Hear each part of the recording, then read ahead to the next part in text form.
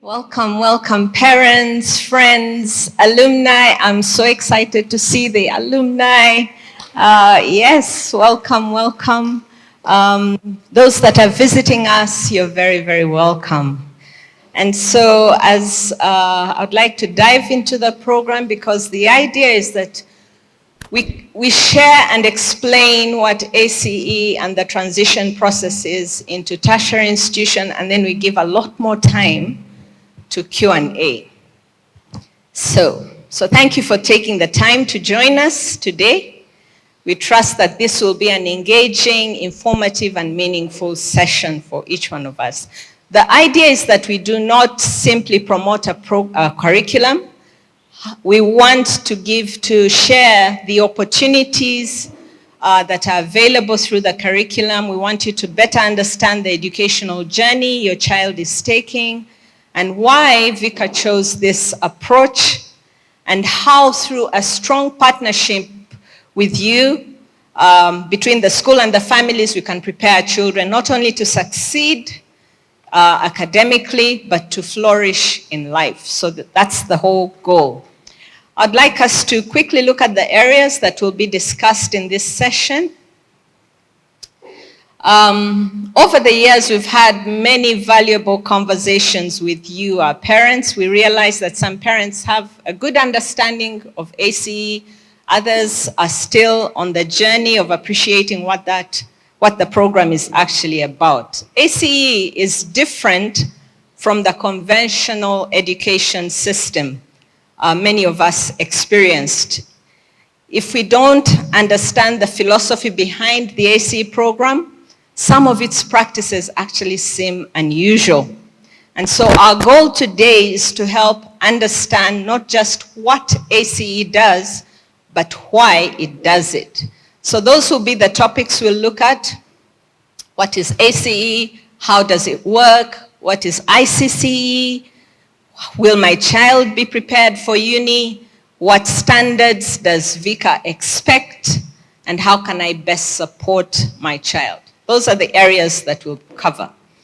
But before we talk about ACE, let's first remind ourselves what we are trying to achieve through education. Is it just we want our children to be academically equipped? What exactly is education about? And to do that, we'll go back to the beginning of VICA. We need to begin with the end in mind. So the VICA journey began 23 years ago in our home, Dr. Magara and myself, and it was driven by a desire to provide our children with a holistic, biblically grounded education. We were not comfortable with just one that gives academic training. So the ACE program closely aligned with what we were seeking. We looked at different curricula, and again, like I mentioned, the philosophy of ACE was closer to what we were looking for. That's why we chose the ACE program. ACE is not only Christ-centered, meaning it helps children develop a biblical worldview and understand the centrality of God and His Word in every area of life, but it also recognizes the uniqueness of each child. Its individualized approach enables every learner to progress according to their level of ability. So Dr. Magara and I desired to raise godly children who would grow to become Christ-centered, academically excellent, lifelong learners, prepared for university work and life, children of integrity, of people of integrity, critical thinkers, and servant leaders. So 3 years after we began homeschooling, VICA was established, and it was founded on the same educational philosophy and the ACE curriculum. Here I want to emphasize that it's important to recognize that every curricula, it doesn't matter which one, is undergirded by a particular philosophy. And that philosophy, whatever philosophy it is, gives or shapes the child's worldview. It influences how they understand life and ultimately contributes to the kind of person they become. So the philosophy is like a lens. Every curriculum, doesn't matter which one, has that philosophy. It's like you're giving the child a lens through which they're going to look at life, understand life, and ultimately become. So, of course, every student, every school wants students to pass exams. We do too. Our focus, however, is more than that. We are preparing students for life. We are giving them a lens to look at life. And that is why VINE exists. So, if that is the kind of student or graduate we hope to produce, then the next question becomes what and how do we do it? There are many curricula, like I've said, and each have strengths. Our decision on choosing the ACE program, like I've said, was based on the education of philosophy that supports the mission that God gave to us. So after careful consideration, we chose ACE. ACE, by the way, means Accelerated Christian Education. It's an acronym. ACE is undergirded by the philosophy. So this is ACE's philosophy. It's undergirded by the philosophy that it's Christ-centered, it's grounded in the authority of Scripture, it's responsive to the uniqueness of each child, and it's committed to developing both academic competence and godly character. So it trains the child in Christian character, in academic excellence, in responsibility, in self-discipline. It trains in leadership and trains them to learn independently. I'll just delve a bit into that. Sometimes we perceive ACE to simply be a collection of workbooks. It's more than that. It's a comprehensive philosophy. It is a system. It is a system of education. Every subject is presented through a biblical worldview, and the learning process is designed not only to develop academic knowledge, but to also cultivate responsibility, integrity, wisdom, and godly character. And so we do not merely use ACE materials, we embrace and intentionally apply the educational philosophy that undergirds the program. So every bit of the program, whether it's in setting goals or scoring or checkups or self-tests, they're carefully thought through to provide a system of learning that will support this philosophy. So to understand why ACE works the way it does, let's first understand this philosophy. Just some detail is that it is used in more than 140 countries around the world and has been in existence since 1970. So it's not a new program. It's been tested on different continents. So let's look at the philosophy a bit more. So one of the defining features of ACE is that it begins with God. While knowledge is important, knowledge alone is not sufficient. I work with Makerere University. We have some of the most brilliant minds on the continent. And I'm not saying Africa, I'm saying on the continent, maybe even in the world. Knowledge alone is not sufficient.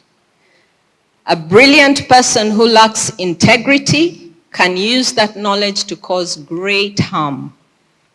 And so education must not just focus on knowledge, but it must develop the whole child, spiritually, academically, socially, and physically. This ACE philosophy reflects Luke chapter 2, verse 52, which tells us that Jesus grew in wisdom, stature, and in favor with God and man. And so at VICA, this is the kind of balanced and holistic growth we desire and intentionally pursue for every child. We look at all the other elements beyond academics to nurture this child. So how do we do that? One of the first things that parents notice is that an ACE classroom looks different from a conventional classroom. Rather than having every student follow the same lesson at the same pace throughout the day, each learner is actively engaged in work suited to their current level and learning pace. So the students gradually take responsibility for their learning. That's one of the key areas we're trying to get them to appreciate. Learning is your responsibility. The role of the teacher and monitor is to supervise and support that learning process. So the students take responsibility for their learning while continuing to receive guidance, instruction, support, and encouragement from their teachers. The teacher's role extends beyond delivering information. They become mentors, coaches, they respond to questions, give instruction, and carefully monitor each learner's progress, providing additional support wherever it is needed. This approach, again, like I said, recognizes that children do not all learn in the same way, at the same pace. We are all different. Some may require more time to master a concept, while others may be ready to advance more quickly. ACE accommodates both, enabling each learner to make meaningful progress without being overlooked or unnecessarily held back. So that image you see there is a contrast between the traditional classroom and the AEE Center, Learning Center. So where you have a teacher teaching the whole class, in ACE you have a teacher with an individual student. Where in the traditional you have the same lesson, here you have each child working through their own goals, while in one side you have mastery, the other side you're just progressing because the lesson has ended, it's exam time, you all have to do the exam. So that individualized learning provides for the development of the child at their pace of learning. So how does a typical day look like? What actually happens? Every student begins the day by setting realistic academic goals. Goal setting helps the students develop responsibility because they're taking ownership.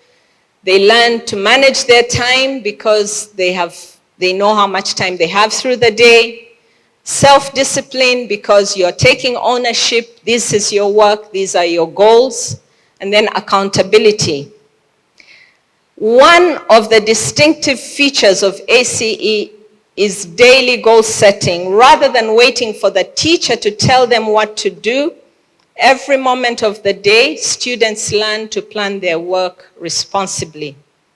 This is one of the most valuable life skills we can teach our children. As adults, we all work towards goals. ACE introduces this habit very early on in life. Students learn that success is not accidental. It comes from planning, it comes from discipline, it comes from perseverance. So parents play an important role by showing interest in those goals. Simple questions at home reinforce what is happening at school. So ask them, how was your day to day? Were you able to achieve your goals? Where did you find challenges? Have you discussed that with your teacher? All this helps the student keep the focus. So goals are achieved through a learning resource called a PACE. And quickly, PACE is an acronym again. It is the packet of accelerated Christian education. It's a packet. They're not just workbooks, but they have much more than that in them. Each PACE is carefully structured and is a complete unit of learning. It introduces and explains new concepts. It provides guided practice. It creates opportunities for independent application, because in there you have not just the knowledge or information that's being provided, you're given projects to work through, and so it gives you application, independent application. It includes regular review before concluding with an assessment. Paces are deliberately sequenced. The ACE program works on a spiral learning. So if knowledge is introduced at one level, it's continually reinforced. As it's reinforced, new knowledge is introduced. So learners develop strong foundational knowledge and skills before progressing to more advanced concepts. This structured approach helps ensure that learning is built step by step, with each new concept resting on a firm foundation. Simply completing a PACE is not the goal. It's not the goal. But before I move on, I just wanted to show you that is a lot of data there, information. But I can share this. I see people trying to take notes. I'll share this on the parents' chat so you can go back and look at them in detail. This just shows you that the ACE program starts from level 0, which is also called reading readiness level, and it progresses through to grade 12. And so you have, when you hear a child is in grade 2, what PACE numbers are they working through? When you hear the child is in grade 8, what PACE numbers are they working through? So this is just information that shows you the levels and the corresponding PACE numbers.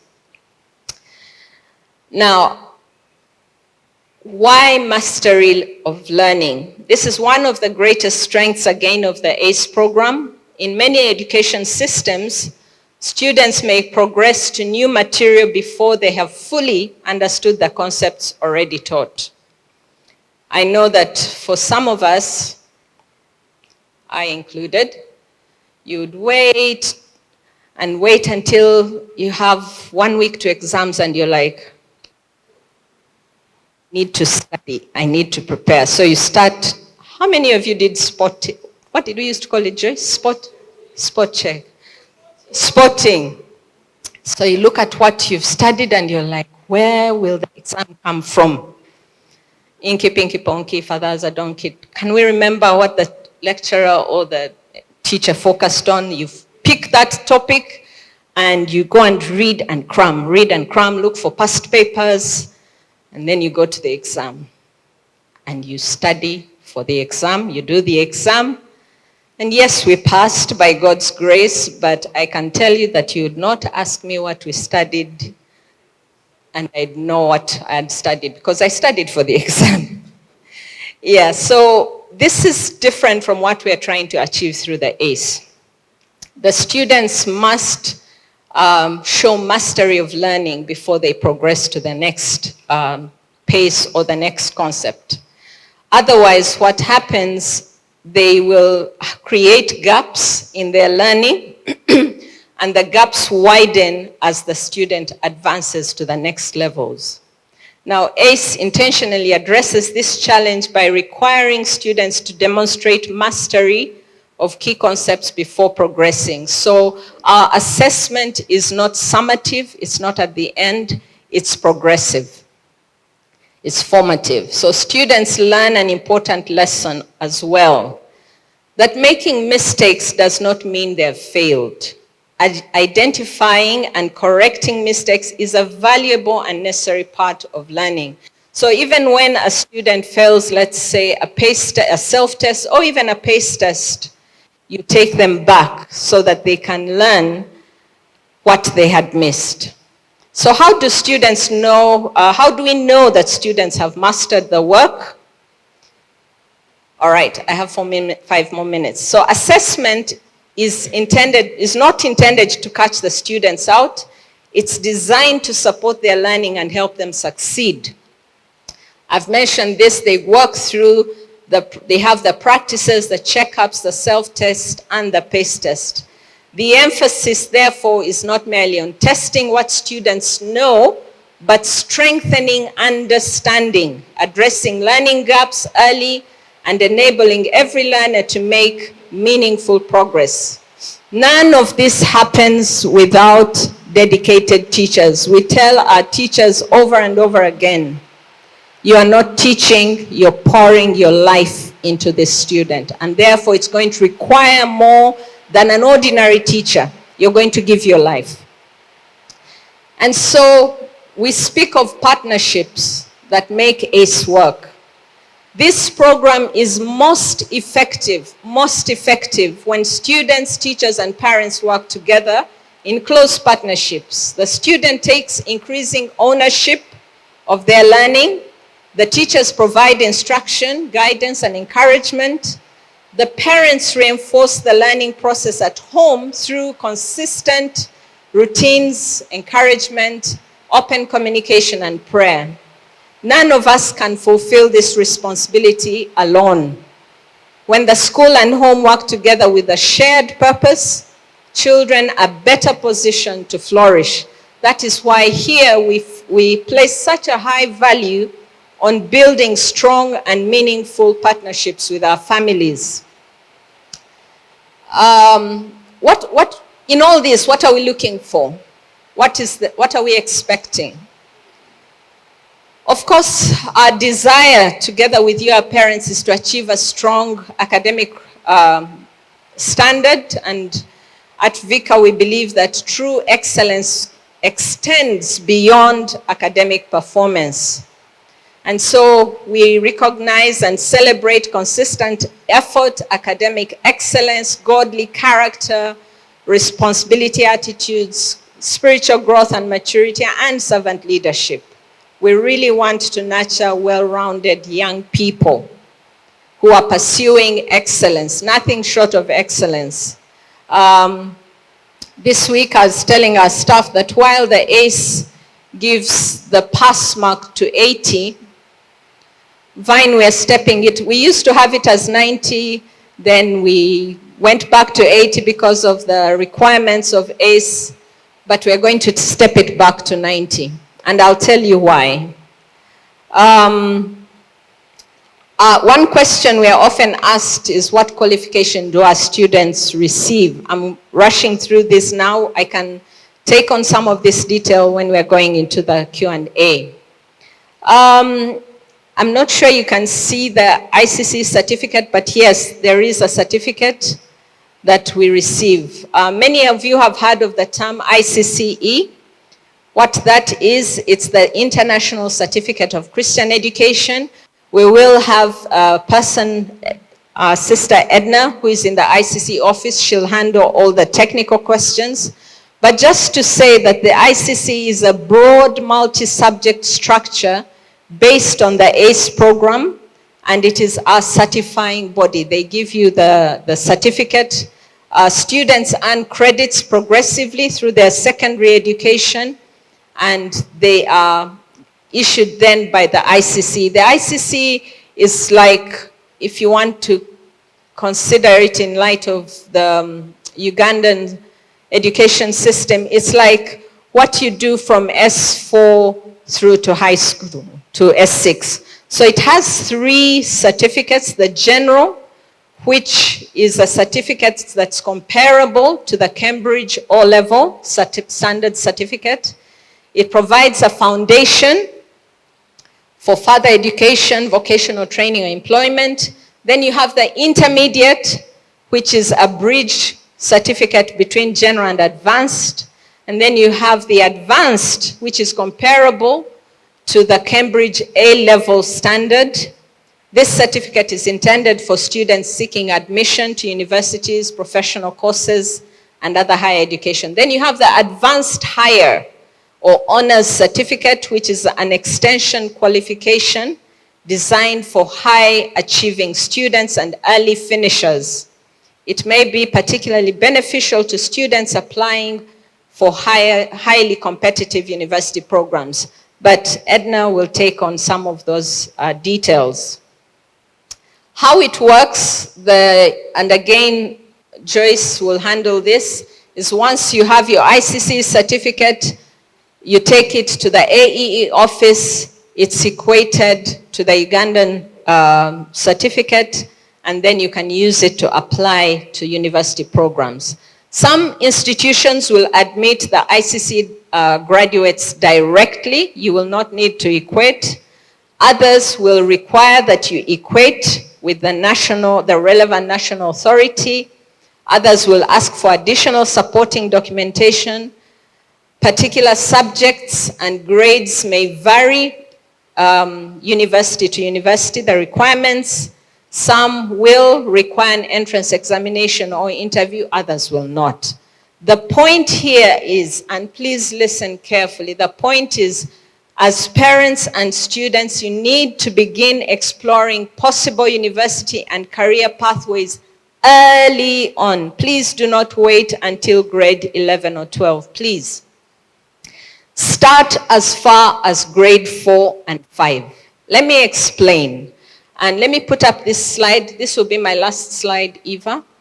Let me put up this slide so that you see exactly why.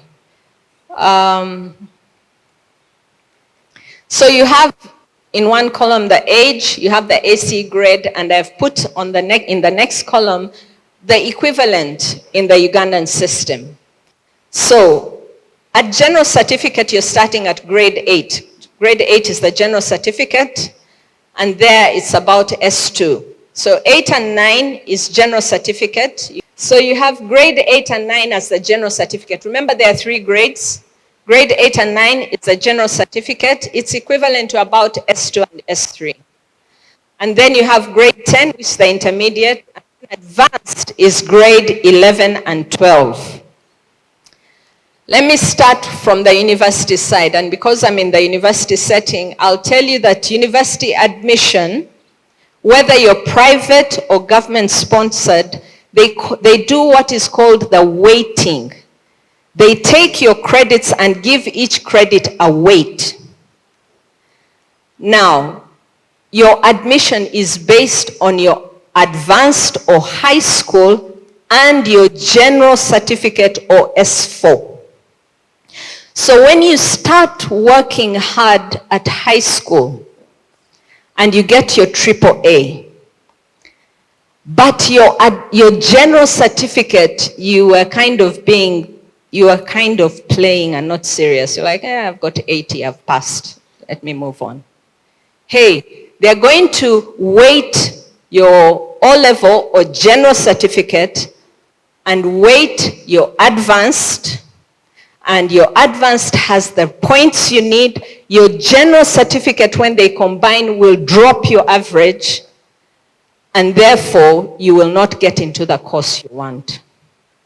This year, 𝘾𝙪𝙧𝙨𝙪's entrance into medicine was 54.1. That is like AAA in the sciences. But not just AAA. You could have got AAA in high school. But if your O-level was BBC, for example, it would drop your average. You would not get into medicine. So the point I'm driving here is, please let's work back and start to make sure that from O-level, now we're talking ACE, from grade 4, 5, long before you get to general certificate, you're aiming high. You cannot afford an 80. You need a 98. You need a 98. And Joyce, I want to request that you communicate this to ACE South Africa, AEE, or even the founders. An 8 is too low for us as a pass mark. It's too low. Because where you put the standard, the what do you call it? The bar, that's where we hit. That's a natural thing. You tell me I need to jump and get to here. Okay, this definitely I can't do that. But I will toil, I'll work, I'll exercise until I hit here. And once I hit here, I'm like, yoo-hoo, I've done it. But if you put it lower, that's where I'll jump to. That's a natural thing. So if we put the bar for our children here, that's where they're going to hit. We must raise the bar. We must raise the bar. So that's why I'm saying we have to start early, aiming high. I'm out of time. I'll share these slides. There was a bit more that I wanted to show you. One of them being that the plan here is you show the child the bigger picture. Give me Afton's card, please. Slide 20. We show them the big picture. For example, here we've told him, this is your advanced certificate. These are the paces you need to cover in a year. And so work backwards and say, okay, I have 3 terms. Each term is on average 12 weeks. If I have 12 weeks a term and I have this number of paces to cover in a year, how many paces do I need to cover in a term? Break it down. I have 12 weeks in a term. How much work do I need to cover every day to meet the termly goal, to meet the yearly goal, to finish advanced? There is planning involved in here. So we give this to them and tell them, work through this. And then I want to show you one where the student is working through. Okay, please move to the next Ankunda's card, which is the next slide. So you see how she's working through that, how he's working through that. Once he finishes, he crosses over. He crosses it out. And it's not just paces, he has computer programming going on there. So they work through their plan. You finish through the AC program. The last years of your life, you're working through the certificates, general, intermediate, and advanced, which gives you the ICCE certification. That certification, you take it through the AEE office. Joyce will handle that, the details. It's equated. We have a very good relationship with the Ministry of Education. The work is handled through Ministry of Education. Joyce will tell you how they've given us a lot of support. Based on the equating, you then apply to the different universities and your career and service follow. Now, one of the areas, like I mentioned, is that you need to begin looking at the subject choices based on the child's strengths. Again, once you start engaging at a much earlier level, together with the teachers, you begin to see where the child's strengths are and therefore channel them in the path of their strength, of their calling. While VICA provides career guidance, you know this general meeting we call for career guidance where you ask questions, we bring people to explain. Let me tell you, you have career guidance in your teachers on a daily. So don't wait for the group career guidance, which you can only ask 1 or 2 questions. Engage your teachers. They will give you career guidance at that level. You can plan early. You can identify the student's strength. They can even tell you, okay, what subjects are you considering? What universities are you considering? They'll tell you, send an email to that university, ask for information regarding if my child wants to do psychology, what are the credit requirements for psychology in your university. Based on that, then the teacher now works with the student and says, you need this, you need this, you need this. Your credits are not adding up, you need to add to them. Let me give you a practical situation that has happened with us at Vine. Towards the end, the students want to finish quickly. I want to finish. So there's a lot of pressure. However, because of that, some of them insist and drop certain subjects. We have had students drop subjects in the last year of their study because they want to finish quickly. And then they get to apply to unis. Maybe they considered, let's say, Unit A, it did not require that subject, but Uni B required that subject. Now they apply and their main interest is Uni B. They apply and Uni B says, you don't have that subject. It's too late to now start asking for paces to work through that subject so that you can now get into this university. But if you have been working with a student, as a parent, please don't buckle under the pressure of my child wants to finish. Please don't. Because they do have pressure. Their colleagues are leaving them in the learning center. Some are late bloomers. They wake up in the last term and they're like, my colleagues have left. And so the pressure to study late in the night, study half-term, holiday, but in the process they're like, this is taking too long, let me drop this subject. It has an impact. So please, use the services available to you. Work with the teachers early to guide the students to choose the universities or colleges, to identify the credit requirements in those different colleges. Architecture in South Africa has different requirements for architecture in wherever. The example I'm giving is something we've worked through. What is required in South Africa architecture is different from what is required in Sydney, for example. Is different from what is required in 𝘾𝙪𝙧𝙨. Is different from what is required in 𝘾𝙪𝙧𝙪𝙀. They're different. Some will lay emphasis. Remember the weighting I told you about? The weighting of subjects is different. That's what I mean. In 𝘾𝙪𝙧𝙪, the weighting may be on physics.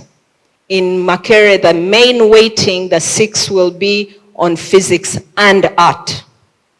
So you may have the physics, and if you don't have the art, it's not an essential subject, the weight will be dropped. So find out. Now, the encouragement to you, I'll leave with an encouragement. You're not on this journey alone as parents. I know sometimes when you think of these things, it's like, how am I going to know all these things? VICA will walk alongside you. We will. We'll walk alongside you. The office is available to help with any information that you need, any paperwork that you need. Our commitment to you, please give me the commitment, it's the last slide. Our commitment to you at VICA is one, not to simply help students get into university. Our goal is to prepare them to succeed wherever God leads them. That's our commitment to you. God bless you. Our next speaker is Miss Joyce Owor. This morning I woke up with a heart of gratitude. And it's just like as soon as my feet touched the ground, I was just saying, God, I'm so grateful. I'm so grateful for what you have done for me personally, but also for the ACE family and for our nation, Uganda. And so the praise and worship with Abby leading us this morning really resonated with me, because God shelters generations. I'm telling you. And I could just go on and on about that. Now, when you're at the vantage point where I am, you're able to see what some of the things the Lord is doing through the seasons. And so for me, stepping on this ground this morning was very foundational. And as soon as I stepped on, I said, thank you, Lord. There are beginnings of things, and let us not be a people that forget what God does for us through the seasons. I passed and I saw the wall, the graduation wall again, and I was like, I'm grateful. And I hope you're grateful too, especially the parents here. Other people come from different places, and every time they see that wall of graduation, it encourages. Not only does it encourage the schools in Uganda, but even the schools out of this country, especially those who have come to do training here and they see that wall. And so let us not be a people that forget. God shelters through the generations. And I have just seen how God has used this nation to disciple other nations. As our team at the East Africa office, we're permanently planning trainings in other nations and taking our people from this nation to go and disciple others. We're discipling Rwanda, we're discipling Kenya now is a big one. You know, I was there last week, beginning to lay ground. We're discipling Tanzania, that's coming very quick soon. We're discipling South Sudan. We're discipling Burundi. You know, our jurisdiction is East Africa, but recently we also started discipling a school in Dubai. Now, that's the mandate on our nation. Therefore, we cannot take for granted what God is doing in our midst. 20 years in this nation has laid foundation for other people's growth, not only in the continent of Africa, but beyond the continent of Africa. I am grateful. And I've gotten also a few other requests to also mentor another new school growth in Gabon and another school growth in Côte d'Ivoire. Now that says a lot about what God is using from this nation, to disciple others. Last year we were invited by the CEO of ACE, International School of Tomorrow, to just take a group of students to go and minister at the international office. They had the regional reps from the different countries and also the different regions in America. This has never happened before. But when he met with us and said, you guys carry something, come and encourage. Now, I wasn't going to go there, but the heart of gratitude this morning caused me to just say, you know what, we must be grateful for how far God has brought us. And I believe what Lorna shared this morning just gives you the background. And for me, I was happy with her actually having more time, so it makes our work easy. we just come in and just plug. God is doing a great work. A great work. And I often say to, our team, we are so privileged as a people and as Uganda to be at the helm of that. Amen. Amen. And thank you, Vine Leadership, for, laying the foundations and being diligent to work through the seasons, even as God has sheltered the generations. Now, my story, very brief. I have an interesting story. There was a time we just felt we needed to change curriculum. So it's a long story. I'm not going to go there. But God led us. And I remember talking to Lorna and James, and they said, why don't you do the ACE curriculum? And I had been seeing that even as they, worked through their own homeschool. But at the time I was in Kenya, and I didn't have any contacts. We didn't have any contacts. Behold, one day I was on my way to Dar es Salaam for a business meeting.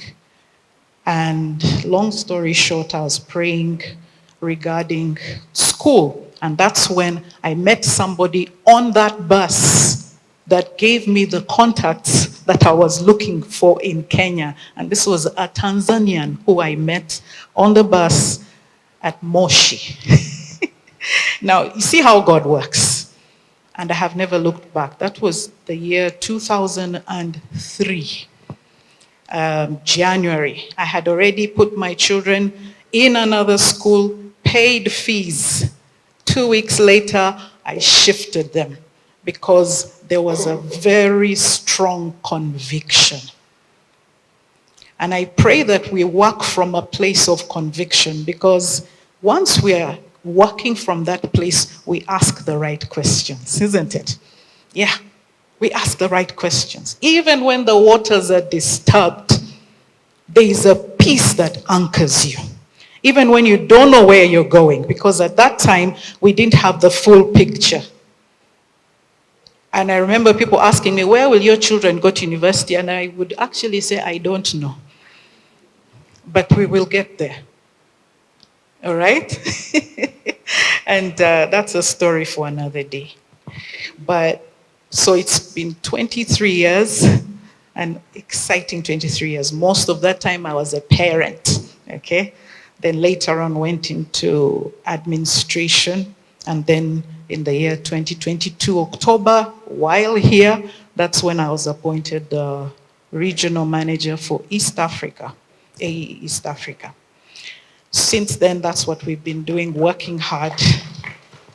Yeah. All right, we're going to equating. And normally, I meet parents or interface with people when they come particularly for equating. From the very start, we must know, as AEE or as ACE, we do not equate, all right? We are just a liaison, or we are a point through which you can get to UNEB. UNEB, which is the Uganda National Examinations Board, is mandated to do the equating of foreign qualifications, all right? And ours is one of those that is termed as a foreign qualification. And now at this point, I must say, people normally go directly, all right? Any candidate or any student that wants their qualifications equated normally goes directly to UNEB, okay? And UNEB has a portal. I want to say this first before I go into how we do it, okay? UNEB has a portal. They give you directions on what to do. You upload your qualifications and other requirements, and then they keep in touch with you. There's a way they keep in touch with you. Now, normally it's between the student and UNEB directly. That's what other curricula do. But from the time when we started having the conversations with UNEB, we realized very quickly that we would need to stand in there between our family and UNEB, because this was very new, okay? So that if there are any questions asked, if there are any clarifications to be made, we are there as a buffer, all right? So in Uganda, what happens is, of course, we have guidelines from UNEB, but now the organization or the body that, shelters, I'm going to use that word, all right? The processing of the equating is the AEE office in Uganda, all right? So all the applications for equating go through our office. And we've decided we will shelter that for a period of time. And that has allowed us, to have, view into what is going on, questions being asked about our curricula. And we've walked a journey with UNEB to bring clarity to them regarding our curriculum, all right? Remember, we have many subjects, and many times they get confused. Why don't you just give us 3 or 4, whatever it is? But we have a whole variety, and we've had conversation upon conversation upon conversation. What Lorna was bringing up here, even about the grades, is so key, because they just look at the grade level and forget that our way of grading is different. And so the earlier students actually suffered in a way, yeah, from that kind of grading.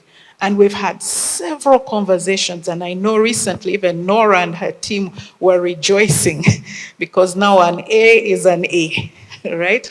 And yes, now we're going to work backwards and go to where you also the O-level one, because there are still a few things there where we are still working through. And that has only been possible because the equating process or the application has been going through our office. Ideally, what would have happened is if the student applies directly, then they would have to get to the ICC office in the UK to first of all ascertain the authenticity of that certificate. Now that's a long process. But it coming through our office, they automatically now know that the certificate is authentic. So they don't even have to go back to ICCE to prove whether that is authentic or not. Isn't that amazing? So yes, so there are steps that have been taken, and I pray that you will work with us through this. Now, normally when people come, you'll find a lot of people are not prepared. Okay? And they will come at a time and tell you, deadline is next week. And they expect magic. Okay? And when you don't do the magic, which you're not able to do, we get such backlashes, you know? So those are the things that I'm praying we can streamline through this and make sure that we work it out right. Later, we'll be able to send a document to the school so that at least the parents receive that and know this is how, all right? So make sure, don't come when it's 1 week to the deadline. Give it at least a month. Now, there are seasons when your UNEB is too busy, and it can take over a month or two to get the results equated, okay? And those are the months when they have the national exams. So October, November, December is a problem. Okay? So when we don't get back to you to say your results have been forwarded, it's because UNEB hasn't gotten back to us. Right? So there's a process to this. So what is the process? What are the guidelines? 1, all applications, like I've already said, would have to go through the AEE office. And we have email addresses there so that it doesn't just come directly to me. Originally, I was the one doing all the processing online. But because our numbers have gone up significantly, I can't handle that alone. So it will have to go to a central email address and therefore then, passed on to the different people handling the application process. Let me give you a snapshot. Between April and May, we applied for 55 students. And all the, equations came through in good time. There were just a few, like 5 that were, had a few issues, 2 of which were handled very quickly. There are only 3 others that we are still handling because there were some concerns, or rather questions, queries from UNEB concerning our certificate and certain things, which we are working through at the moment. So there's an email address that is eastafrica@aeegroup.co.za, and there's a phone contact there. And there will always be somebody that will respond to you and then be able to pass it on to any of us that is mandated now to do the applications for our AEC, for our students. Now, the applicant shall, 1, there's a form that they need to fill in. It's called the Declaration of Authenticity. Okay? It has details there, and I'm going to talk about it because many times we get this form back and it's so incomplete. At the top end of that form, there is attach a photo. It comes back without the photo. And therefore it will go, I'll write back and say, please complete it. Many times it also comes back, there's a bottom part of it that says witnessed by a commissioner of oaths, right? Telephone number, who, stamp. It comes back, that section is also not completed. There are various, points there. They are also to be completed, which universities to be forwarded to. And so when we receive this form back and it is not complete, of course I will write back. And we cannot submit an incomplete form because they will not go forward with the equation. All right? So, complete every form. There's a form to be completed. Complete every little bit on that form. Okay? Many times people ask me, who is a commissioner? Yes. And I always say, please go, at least most lawyers are. Go to them, complete it. Write the name, the telephone number, email address, stamp. Put the photo, attach it, then scan. All right? I'm saying this because it keeps coming back. Sometimes it comes back, they've attached the photo. They've not completed the witnessed by the commissioner. And you're like, oh boy. Now that's frustrating. Then they get frustrated. They keep back and forth, but who is causing us to do that? All right? So make sure that it is done. Number 2, a clear photocopy of a valid personal ID, whether it's a passport or the national ID, right? Usually it is also a scanned copy as well. Okay? I've sent this, and sometimes people have actually, and I'm telling the truth, people have sent me the birth certificate. And it's clear, passport or national ID. So of course I write back. Now there was one where we were back and forth for a long time until I said, Diana, do we still have this person? Because this person was in convention. Do we have their passport somewhere? And Diana said, let me check for you. Sent it to me. And because I waited for so long, I said, you know what, let me just find a source and, get this done. So make sure that that's done. Now, the other part here is submit a copy of the certified copy of your certificate and transcript. Okay? And normally what we say is get it verified by the ICCE center, and that is the school that the child attended. All right? Take it to them. They will not say no. They will stamp it. Then you can scan the copy, both the certificate and the transcript as well. So if it is the general certificate, scan the certificate and the transcript and the explanatory notes in one file. And then do the same to the advanced. There are many other things that are included there. Usually provide postal addresses, telephone. Please don't leave those things out. As soon as there's a gap there, your neighbor writes back and says, we cannot continue with the process. So they pay attention to every detail.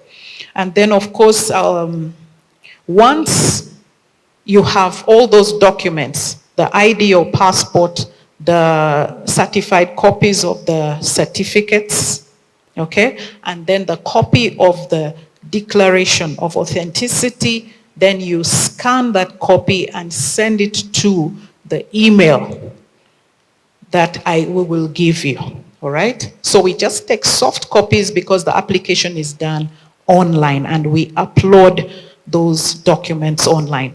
Once the documents have been uploaded, then we are given a payment advice, right? You only receive it when your documents are complete, okay? So when you receive it, there is advice there on how the payments can be done, all right? And then normally your NEB then will respond to us and say, this has been received, you wait. Now on their portal, it says 2 to 5 days. That is, from experience, is not correct. Or that's not the window that they work within. The fastest they have done is 5 days. And it's usually in the quieter seasons, okay? So between maybe February, to about May, June, July, yeah. These seasons are not as busy. But it will take from 5 days to about 2 weeks. And sometimes a month. Now the busy season, I will emphasize, October, November, December, they are so unpredictable because they are too busy with the national exams. So work accordingly and always give it time. At least 6 weeks is better. All right? So better still even 2 months. So plan it very, very, very well. Okay? And of course, they say they are not liable if, they are forgeries, because what now they do is they don't also send the equated results to us. They send it directly to the university or the tertiary institution to which you apply. Now from there, if you want a copy, go to that particular institution, the academic registrar there, always give a copy. At least request nicely, they will give you a copy, all right? Yeah, and they always say there's no refund, but the thing for sure is when we do any appeal, because we've had some students come back and say, I would still want this other subject to be, equated as well or added to my equated results. Now at that point, you're requesting for a change, it's an appeal. They do not charge for the appeal, okay? However, they will charge again for, a request to equate results to send to another university. Okay, so it will be the same thing, they will charge again for that. So have that in mind when you are applying. Some of the students here have applied to 3 different universities and they will charge for the 3 different universities. Okay, same amount of money, and that is 250,000 per certificate equated. Okay, and then usually when we receive the notification that the results have been equated, I immediately, for now it was me, I immediately write to whoever the applicant is to say your results have been equated, okay, and forward it so you can actually go to the university if you'd like and request for exams. Now, I'll just say that the thing that makes the process easy is when we have all the documentation, completed, right? Otherwise, we are back and forth. Please send the ID. Please send please send the completed declaration form. When you have all the documents in place, it's so easy. It moves faster. We apply, immediately we get the payment advice, then you're able to pay immediately as well, if you're able to pay immediately or whenever, and the process only begins after the payment has, has been made. Now, sometimes they will request for, extra documentation. Sometimes they request for the original without the stamps.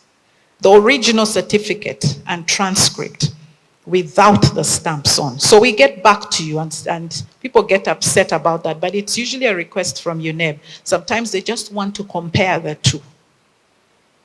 Okay? And again, sometimes for the schools, I mean, if I know the school that the child is coming from, I'll quickly, if they're delaying, I actually quickly get to the school, can you send me a copy of this? Sometimes I've even gotten to Edna and say, Edna, do you have so-and-so's and, certificate? Please just send me the original quickly, so that we can quickly get that through. So that is the process. We can trust the process in Uganda now. We are working backwards. I'm telling you, we are not at the same place. I'm telling you, we work so well. They inquire, they question, they send us an email. Like 2 days ago, I received another inquiry regarding particular appeals. There are 3 appeals that were made, and we are responding to it. So we're able to do that quickly, and it has been a very amicable relationship, and I believe God has caused us to get to that place. I'll just leave 2 scriptures. Jeremiah 29:11, for I know the plans I have for you, declares the Lord, plans to prosper you and not to harm you, plans to give you hope and a future. That still stands concerning our children, I'm telling you. Okay? Whether a process may take a little longer, he still has plans. And then Psalm 138 verse 8, the Lord will perfect that which concerns me. Your mercy, O Lord, endures forever. And that is what God's heart is concerning every child. We may get worried as parents, but God, above all, knows the plans that he has for this child, and he will perfect it. God bless you. All right. Now we are going to listen to another Dr. Magara, who's going to tell us, I don't know what, but I would like him to come up front. Good morning. It's good to see you all. I'd like to join Joyce in the heart of gratitude. Because when we started, being a pioneer is something. You see it in the roadworks. I always like using the roadworks. The guys who make roads meet the swamps, the snakes, the whatever. But they create a road. And we've been through that. When we pulled out our kids, everyone was asking, where will they go to university? Well, we didn't know. We didn't have answers. Looking back now, I just say, God has done a lot. I remember our son, David, I think that was the second child to be acquitted. There was another student who, that time, the first student, you'll see, I'll give you the statistics, went abroad. But he wanted to study from here, where he did dentistry at Uganda Christian University. And man, that equating, I remember going to UNEB and meeting these people. And I told my wife when I came back, I think I know how David felt when he met Goliath. That is how literal I felt. There was so much hostility. There was so much. To hear what Joyce is saying today is just like rain on a morning like this. It's just amazing what God has done. And I preface that to just say, you need to live your life from conviction. I'm going to give you statistics and so on, but I think it's very, very important. I find more and more people are making decisions out of what is going on, what are people saying. That's not how you lead your life. If we didn't live out of conviction, we would not be here this morning. So whatever God leads you, doesn't have to be an ACE. If God has led you into something else, it's fine. But make sure you're moving out of clear conviction. Not just because it's a fad. So just to say that, begin by saying that university entrance is a process. It's not an event. And also to say that not all our children will go to university. We all want them to, but not all of them will. We have a student who came through here, did very well, but he did not, and I don't think they have a problem in mentioning the names. I'll give you the name later. He did not feel like he wanted to go to university. And he didn't. He ended up doing financial courses. I've not got the latest from the 𝘾𝙪𝙧𝙨 and the 𝘾𝙪𝙧 kids. He's in the US now. And he's doing well. But he didn't, so just knowing where a child should go, that's the other thing. But just talking about in entrance, it's a journey. It's not an exam, admission letter. It's been indicated here that you need to know what the university requires. At UCU, School of Medicine, School of Dentistry, we will interview your kids. It doesn't matter whether you have a AAA. We have a doctor. Are you doctor yet? Yeah, we have a doctor here from UCU. We'll hear from her later. We will interview them. And I tell you, I sit on that panel. I've seen AAA students. So when you look at the interview, you wonder, is this really a AAA? So you need to know what the university requires, okay? So you qualify according to the National Curriculum for Higher Education. All the boxes are ticked, then we say we also want to talk to you. And it's very interesting what comes out of those interviews. So find out, there are many stages, and principals already emphasized, before admission, academic preparation, parents get involved. Don't wait for grade 12, grade 14, that's when you're running around. get involved very early. You'll begin to find out where the child's bent is, you know. I was talking to Dr. Vicky here saying we emphasize a lot about weaknesses. No, the Bible says teach a child, train a child in the way that he should go. What is his bent? Many of us were forced to do courses we didn't want to do because parents say those are the marketable things. But did God create you for that marketable thing? You may not be created for it. And so we have so many graduates who are not doing what they spent years in university training for. Okay. So, but that comes as you begin engaging early. You begin to find what are this child's strengths, what are the opportunities. When our son wanted to do art, our firstborn, Timothy, we sat and talked for hours, and I was saying, where is art going to take this boy? I remember one time we said, Sunday afternoon, I sat with Timothy on my bed for 2 hours. And he said, that is art. So I said, okay, if that is the art, let's begin working to get the best for art out of you. And it ended up being something else. But I'm just saying you must be involved. So researching universities has been emphasized. That starts very early. Have 5, 6 options. You'll begin knocking them off one by one and knowing where you would end up. So applications or whatever the university requires. You've also heard from the principle that just because it's that course does not mean that every university will take exactly the same. So you need to know, and these universities have these liaisons. You need to find out, write to them and say, I have an interest. Some of them get early admittance. They'll get provisional admission based on your data. And then you just wait for the certificate. But if you're not engaged, that will not happen. And then last minute, you'll begin blaming everybody. So please get involved early. Come for parenting conference, talk to your supervisors, find out what is happening, what are the strengths and so on. So get involved. So the second stage is after admission, and I've had 18 years in 𝘾𝙪𝙧𝙨𝙪. How many years do I have under my belt now? I thought I was through with academia. God pushed me back. I'm in UCU, you know. So I've seen students come through. I now understand university process is a lot better. There's a lot that happens in there. So after admission, there is transition. Transition will happen with every student. It doesn't matter what curriculum they do. Every student will go through transition. And this is why many parents are having problems. Will our kids transition? Some of the questions we are hearing, ACE students struggle. Well, we're going to go through some of these, and you'll make your own conclusions. But every child transitions. When we took our son Timothy he went to the University of Cape Town, by the way, which is rated the top university in Africa. He was admitted on the basis of his IC certification at that time. South Africa changed some regulations, but at that time it was just on the basis of that. I remember when we took him to his hall of residence, the warden there told us, these kids who come here are very sharp. All of them. None of them should fail, but they fail. And the reason they fail is because of transition. They come to university, they don't know how to manage themselves and so on, and you find very sharp students failing. I almost failed my first year, I must confess.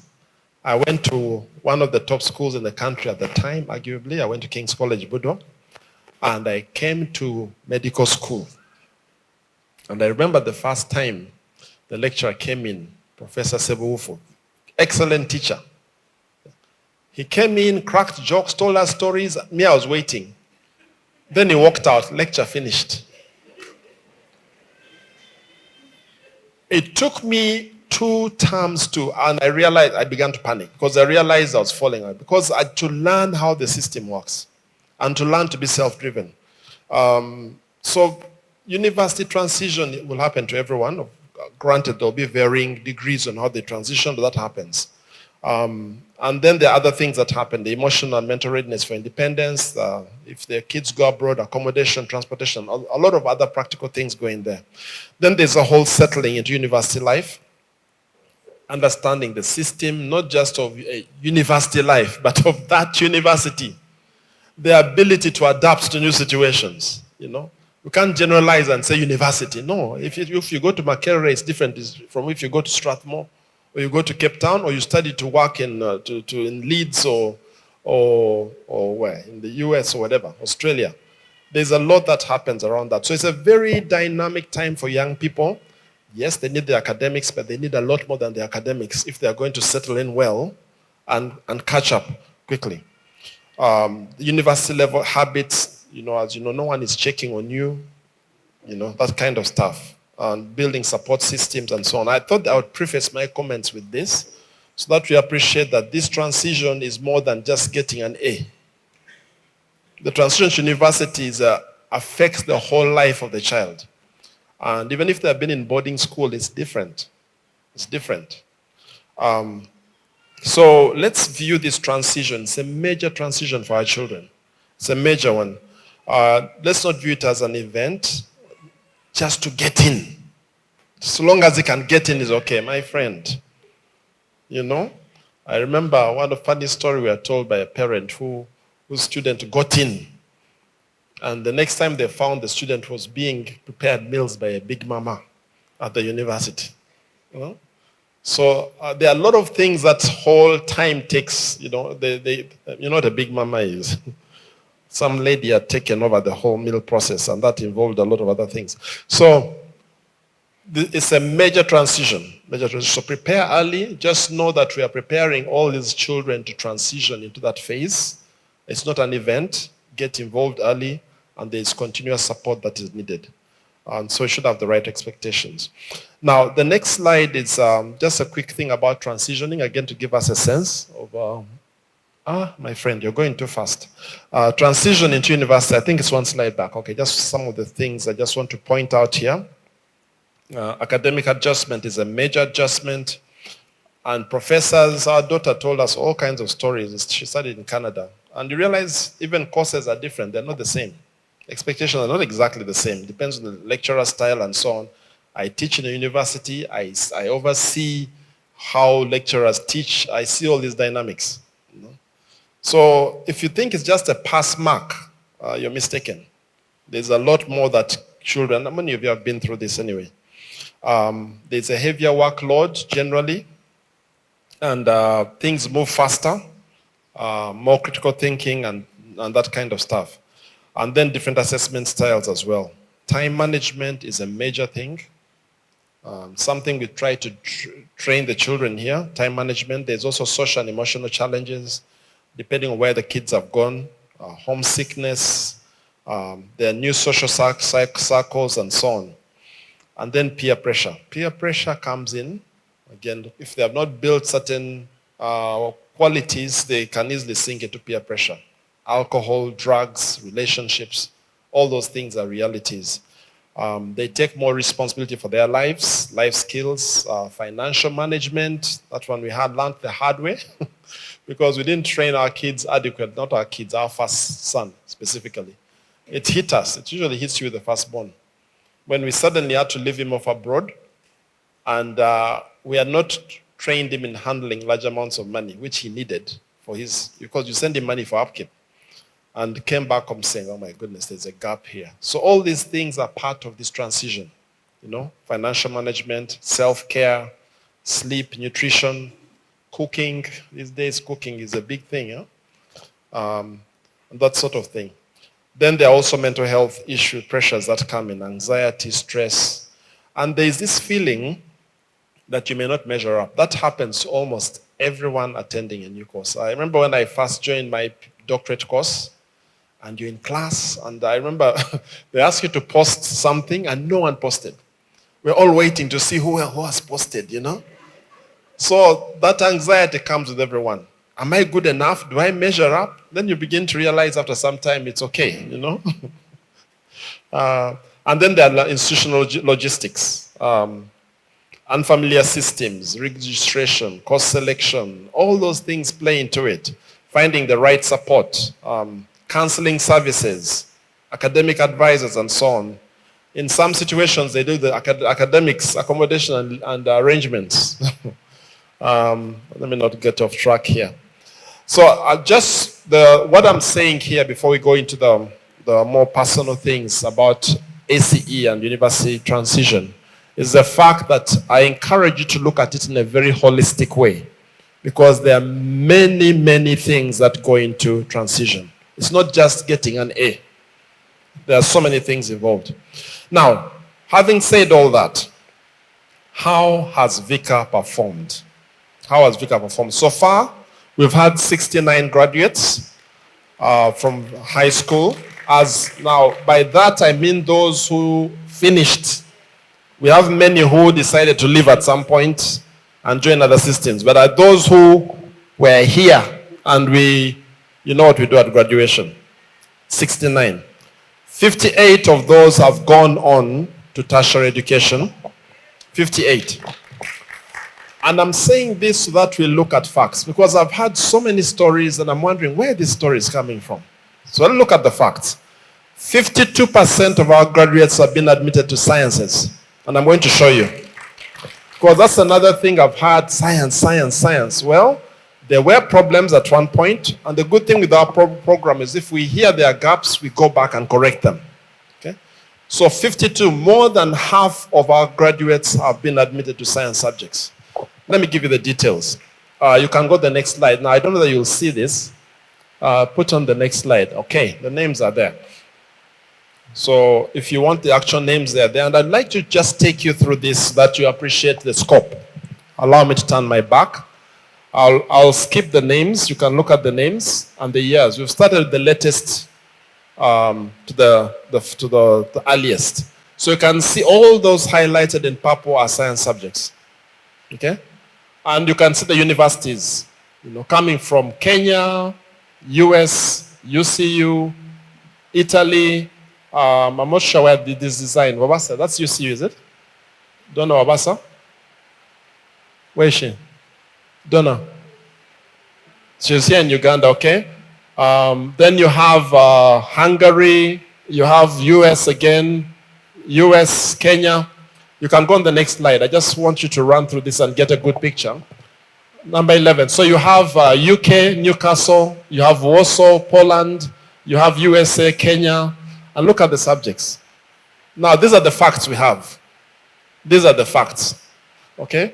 You have University of Nairobi, Cyprus, Prince Edward, St. Mary's, Halifax. Now, that she's about to finish. That is Michelle Kajina, Makerere University, and that is mechanical engineering. I think we have two now.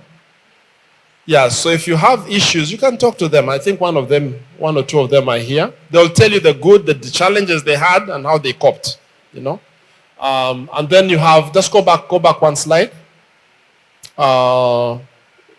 Orela, this is Namaweje, that is in Rwanda. Yes, next one. So you have, again, Mauritius, you have Arizona, Kenya, Canada, Kenya again, Kansas, Makerere. They are all over. US Moody Bible Institute. Let me just see some comments I may want to make here. So there's someone in Makerere, Bachelor of Medicine and Surgery. The Sekabanja kids you probably had on our charts recently. One or two of them were top students. They are actually valedictorians. To be chosen as a valedictorian means you are outstanding. Our daughter, I think she's somewhere as well. She was also chosen as a valedictorian in her university. Okay. Let's move down. Next one. So you have biomedical engineering, you have medicine, you have statistics, you have electroengineering, and again you have all the different. The first one is in Australia. I don't know if they has finished yet. University of Sydney. That is Mowulike. I think it's still in Sydney. Halifax at the bottom. Charlene hasn't finished yet, I think. Yes, she finished as well. Yeah. Let's move on to now. Rwongoya is in the. Now, I thought I should do this so that you see. Okay? You see, and these parents are available. Some of them can be a resource. If you're interested in talking to any of them in these places, they can tell you. You can reach out to them. Mrs. Serugo is here. She'll sing the praises of her daughters. They have done very well. What course was that? Was it what course?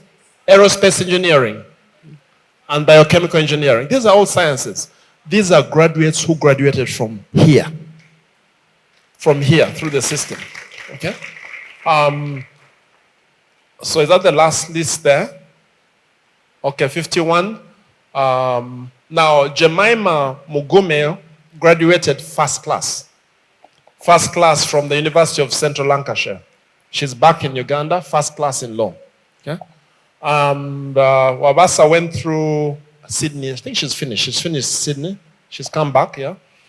And then you have law, you have, and then the last one is our son. He went on to South Africa, then he did 2 masters in Spain. He's also back in the country. Now, these are the facts. Now, let's look at those who haven't, because I told the 11 who haven't. There are some who still haven't transitioned. You realize most of them have just graduated. Some of them are taking gap years and so on. The last one is the one I was telling you about, Benjamin Kaiser. He's doing some finance stuff. And he's very happy with what he's doing. He's successful. So these are our graduates. When you ask me about the facts, this is what I'll show you. But when I hear the graduates are doing the grad, and I'm wondering, okay, let's hear the exact stories. Which graduate? And then sometimes you can't put your finger on which graduate. But the story is going round. And people are making decisions based on the stories. Okay? Now, let's go further than this. I'd like to give you some other... Can you go to the next slide? Let me just catch up here. This was a tracer study. Tracer studies are done by universities, academic institutions to find out where are our graduates now. What challenges have they faced? If you're interested in this, this is an old study. I don't know if they've done a new one. So it's 2011. It was a study that looked at 438 alumni between 1998 and 2011 in South Africa. South Africa has had the largest number of ACE graduates because they started in the 1980s. There was a time when, I don't know how many are enrolled now, but there was a time they had about 20,000 students doing ACE. You know? So there have been many graduates who have gone through the system. And that time they did a tracer study. I'll just give you the points, some of the key points from the study. So they looked at performance and they were comparing ACE graduates with public school graduates. I'll give you some of the other statistics. What they concluded is that, and what they found, that the average performance of ACE certificate holders was 15 to 20% higher than the cohort average. Okay? And the average performance of ACE certificate holders for conditional exemption submissions annually was significantly higher than all the other students. We can move on to the next slide. You may not be able to see all these things. Is that the distribution? Yes. Okay. Now, why did I put up this slide? Let me just see. This shows you all the South African universities where they track them. They trace them and track them from all these universities, and there's some other information there. Let's go on to the next slide. Now, this was a report. Some noteworthy statistics from this report. ACE graduates do not shy away from sciences. That was the conclusion. Where numeracy, general science, biology, psychology, and sociology are involved. They did not shy. 80% showed these disciplines or related technology fields, including a Bachelor of Education, law as well. 30% chose engineering, and BSc where advanced math is a prerequisite. And as I mentioned, they were doing better, 15-20% better than national average.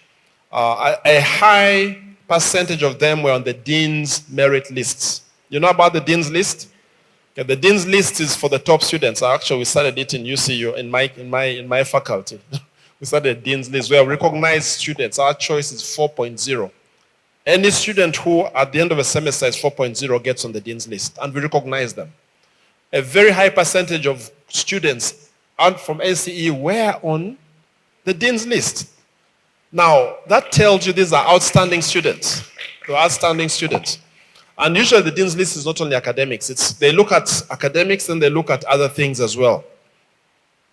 Now, what was interesting from this tracer study is that the homeschoolers, Joyce, you need to hear this if you haven't seen it. The homeschoolers were standing out with higher averages. On SATs are run by the US. The other tests, AARP and NBT scores, compared with other AC graduates.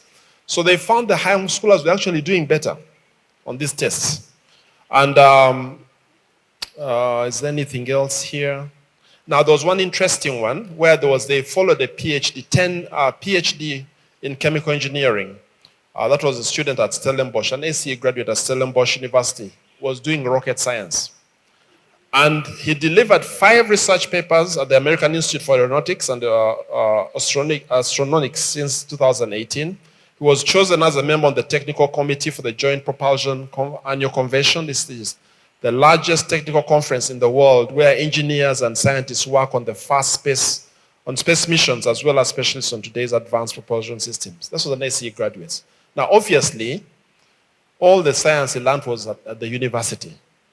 But we are saying ACE laid the foundation for somebody to do that well.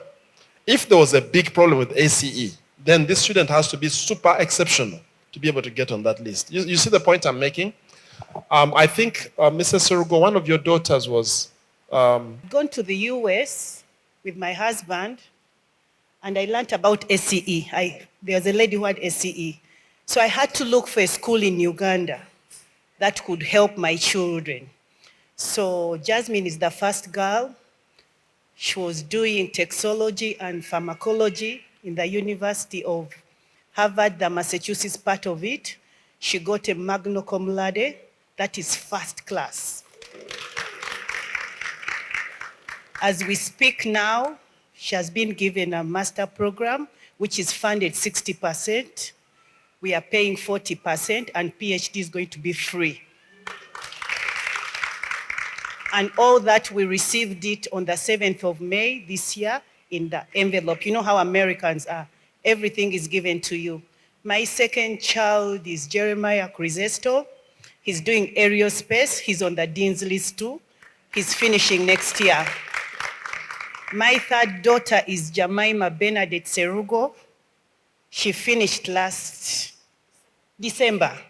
She's been admitted in the University of Massachusetts Lowell, that's chemical engineering, with a percentage of 95% in her math placement. That means she's going to do 3 years in chemical engineering. Thank you so much. We're not saying everyone is going to do well. I mean, God had students in the Garden of Eden and they failed. Remember that? Okay. So we're not saying everyone. No. But we're saying look at the facts for yourself. So 40% dropout rate in public school.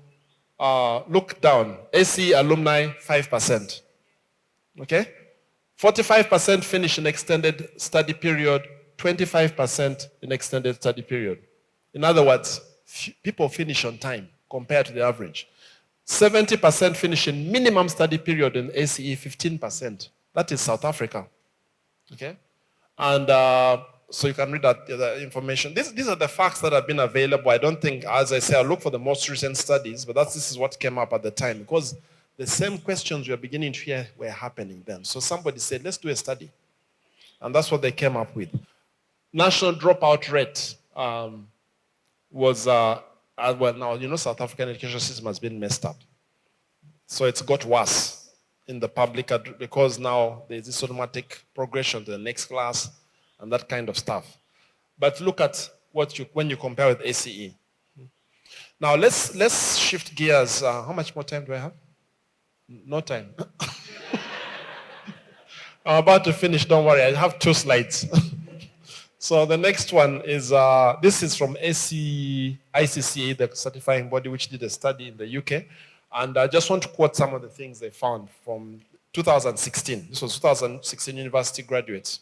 Recent results that was in 2016 by ICCA graduates include University College Cork, Ireland, first class honors. We're looking at students who have done well.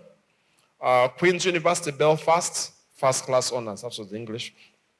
Now these are humanities, which are also important, by the way. It's not only science. Royal Holloway College of London, Music and German, first class honors. Brunel University, first class Masters Engineering. That student won the university prize for the most outstanding engineer in 2016. Kent University, Architecture, distinction at master's level. Bristol University, my alma mater. Criminology, distinction at master's level. BPP University, Chiropractic Studies, first class masters. Oxford University, Engineering Science, first class masters. Now, first class in the UK is not the same as first class in many other places.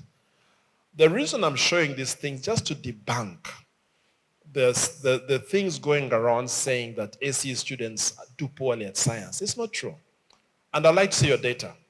If you have data, bring it. Okay? Otherwise, and I think I might well say something here. There's been an explosion of other curricula, apart from ACE, especially the Cambridge curricula. And many of them are prying on ACE students. So all I'm saying is make your decision, but please base it on fact. Don't listen to stories, based on fact.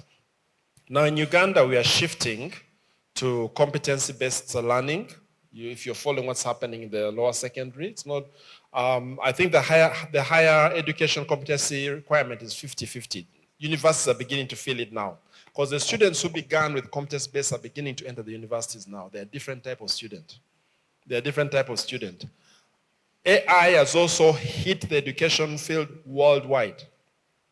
And I can tell you the universities that don't wake up are going to be left behind. I deal with AI, with students. We must change the way we teach. Okay? I know even with the ACE there are challenges on that, because it's a lot easier to copy things and do stuff like that. It's competency-based. It is more than just passing an exam.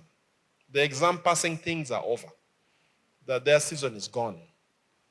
So more and more it's what someone can do. And one of the things we are really looking forward to, which I believe is going to make a big difference with the ACE, AEE family, is the whole, something which I've hinted to before, the National Qualifications Framework.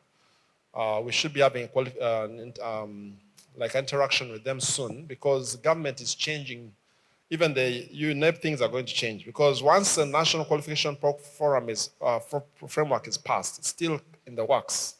It means that it will become, the best illustration I can give is, some of you are too young to remember, but once upon a time, you could only get a telephone call through Uganda Telecom. Huh?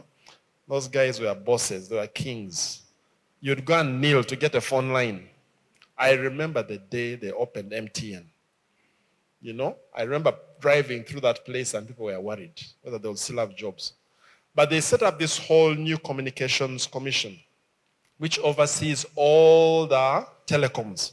So you can have UTL, you can have MTN, you can have Airtel, you can have, what are the others? Now that is coming in education. Right now, UNEB is the master of everything. Now, thank God we have a better relationship. But I'll never forget the day I went there to try and get equity. But the day is coming when there will be a standard set for every qualification. And UCU, ACE, we are like this. Because when that day comes, some things are going to happen. It will change the game completely. Okay? So keep praying about that. So let me conclude this way. Please, as it's my last slide. The very last slide. I think the commitment has been made by the principal. Please decide. These are your children. And by the way, if you know, as a school we are not possessive of your children. We love your children, but we are not possessive of them. We want the best for them. If you believe the best is to shift systems, it's fine. But do it properly. One, research. We've seen parents run away, and then you've not found out what the other system is like. At least when you're coming into the ACE system, we diagnose. We know that every system has its pace and sequence. Not every system introduces things at the same time. Okay? So I will not say because somebody has come from this system, they are weak in this area, but maybe they have not yet introduced it. They're introducing it later. So what we do is to diagnose and say, these are the things the student is good at. These are the gaps. Let's fill up the gaps, and the student continues. Many systems don't do that. They'll quickly bash our system. They don't, and maybe even make a judgment before knowing at what pace, at what position this particular concept is supposed to be introduced. Okay? And then you'll find even students who live here, it happens anytime you choose a system. Because all the systems have their different ways in which pace and the sequence in which they introduce concepts. So when you move your children, make sure you do some bit of research then and help them have a softer landing. So that when they move there, they don't get hit by the headwinds and so on. I just want to say again, avoid hard behavior. You know hard behavior? You know the wildebeest? When migration comes, they are all running in the same direction. And sometimes that's a human thing. Sometimes when something shifts, we're all running. You say, why are you running? No, we just know everyone is moving. Yeah, let's move also. If you behave like that, you'll never make head forward in life. If we had followed hard behavior, we actually went contrary to the hard. Because the Lord told us, homeschool your kids, start a school. No one was doing it here. But look what God has done with it. So please find out what God is talking to you. And I'm saying very clearly, he may be telling you, move your child. That's okay. But do it well. Do it well. There are two students going to speak with us. Yes, graduates who have gone through this curriculum. And the first one is Dr. Faith Ayebare. Let me tell you something about her. She was homeschooled with the ACE curriculum and went on to study at Uganda Christian University, pursuing medicine, and graduated, and is currently working at Entebbe Regional Referral Hospital. Something that I loved about the ACE curriculum is that it not only shaped my academics, but also my character and faith. Its self-paced structure, Christ-centered approach taught me discipline, responsibility, and integrity, while at the same time allowing me to explore my interests beyond the classroom. And it is in ACE that I developed a strong love for science, math, through its creative teaching methods, and an emphasis on research, writing, and critical thinking also strengthened my academic independence. So something that was very memorable about the ACE journey was obviously the conventions. And participating in some of these enhanced my communication, problem-solving skills, and as well as teamwork skills. And I was able to become a dependable and self-motivated, also inquisitive person, and as well as a compassionate person. And these are all qualities that are needed in the healthcare field. Again, like I said, the self-paced learning taught me discipline and independence, but as well as the biblical foundation shaped my values and work ethic. So it wasn't just about the time that I've been in ACE, but even onwards to graduation and even in the professional space right now, I still use the different character traits that I learned in ACE. Yeah. So one thing I learned that I've carried on for such a long time from ACE is that I learned that excellency is personal. It's not about competition. I remember when I was in the national curriculum, most times you have to go at a pace, like there is a standard for everyone. And when you don't achieve the same grades your peers are getting, you tend to feel like you're a failure, you tend to feel like you're not intelligent enough, or you're falling short. But when I joined ACE, the way it was structured, I learned that you just have to be the best version of yourself. For example, if you're scoring an 80 in a PACE today, you just have to make sure that the next time you're scoring an 85. Yeah, so that's one of the things that has carried me through the years, that excellency is a personal journey, and it's not about competition, it's not about looking at what others are doing, it's your journey. So life after ACE, after high school, I knew that I wanted to serve people through healthcare, and I joined Uganda Christian University, where I did a Bachelor of Medicine and a Bachelor of Surgery. That was from 2020 to 2025. And yeah, it was quite the journey. It was quite the journey. And medical school was a whole roller coaster. It had so many ups and downs. It was very intense, but at the same time, it was deeply fulfilling. The long hours, the sleepless nights, the so many assessments, at the end of the day, they drew me closer to my dream. So I get so many people that ask me, why did I choose to go into medicine? And these are some of my reasons on why I chose to go into medicine. Now, of course, most times, I would say it was God's direction that led me to choose a career in medicine, overall. But I think when people are struggling with their health or when they're battling with a certain illness, they're usually at their worst. And it's such a privilege to take care of a person when they're at their worst. I find it to be such a noble calling. But also I am an empath, and I dislike seeing people in pain. So anytime that I can do something about it, I will always do it. And I felt like the medical field would be a career where I would thrive. Again, I find the human body very interesting. The intricacies of the human body, what our human body is able to do is just amazing. How all the body systems are interrelated, the hormones, like how they're all connected is just amazing. And it's during my internship, sometimes when I'm working in the intensive care unit, there are times when you get patients who have been written off. They have told them it's a terrible prognosis, and the doctors have done all they can do. And you will be shocked that some of these patients, later on, 2 weeks later, they recover. And they walk out of the ICU and you're like, that is amazing.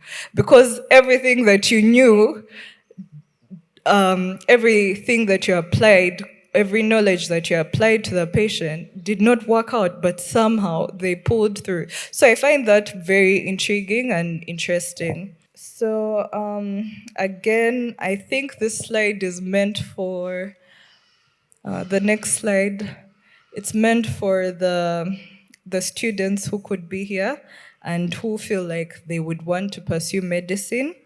The reasons not to pursue medicine would be if you're going into medicine for the money. If money is your motivation to pursue a career in medicine, trust me, you'll give up on day one. So when I was asked to speak today, I was asked to focus on talking about the challenges that I encountered through my transition from ACE to university, and also to talk about how parents can best support their children. And so this is what I'm going to emphasize. So for the first point, for the challenges that I encountered during transition, one of them that I can point out is adjusting to a different learning and assessment style. So transitioning from a self-paced learning to our semester-based learning model, this is where you have lectures, assessment, and deadlines fixed for all students. Now, in the ACE curriculum, most times you go at your own pace. And it's it was really nice that you had even an opportunity to say that you're not ready. For example, to do a pace test. You would say, I'm not ready today, can you give me another day to prepare? Now, in university, it's not like that. Once deadlines have been set, whether you are ready, you really have to show up for your exam. And so I found that at university, you had to adjust to these timelines and deadlines. So, but the few things that I had picked up from ACE allowed me to be flexible. Things like time management, prior planning, they all helped me to adjust as I went forward. Another thing that I discovered was that I think Dr. Magara hinted on this, is that every lecturer has a different teaching style and assessment style.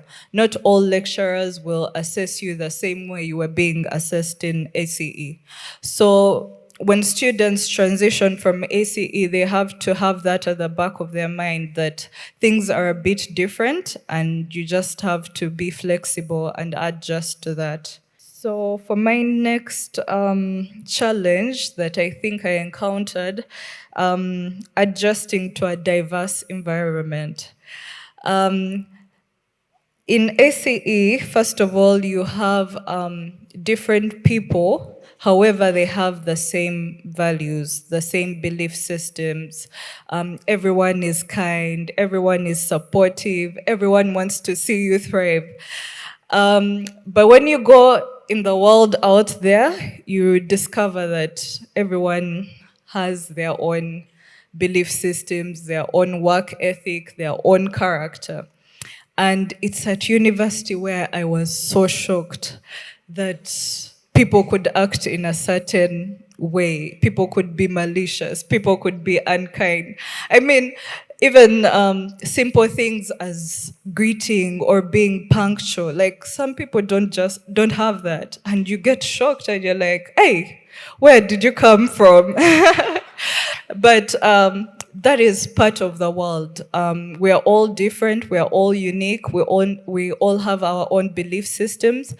And I think the foundation that I had in ACE grounded me to know the person that I am and still not, and be grounded and still focus on my values, still remain in character without feeling pressured to be like everyone else. So it's important to recognize that everyone is different and you just have to remain grounded while appreciating differences of others. So the other challenge that I could point out is that I think career guidance is a conversation that needs to be had early enough. Career guidance does not start after you finished grade 12.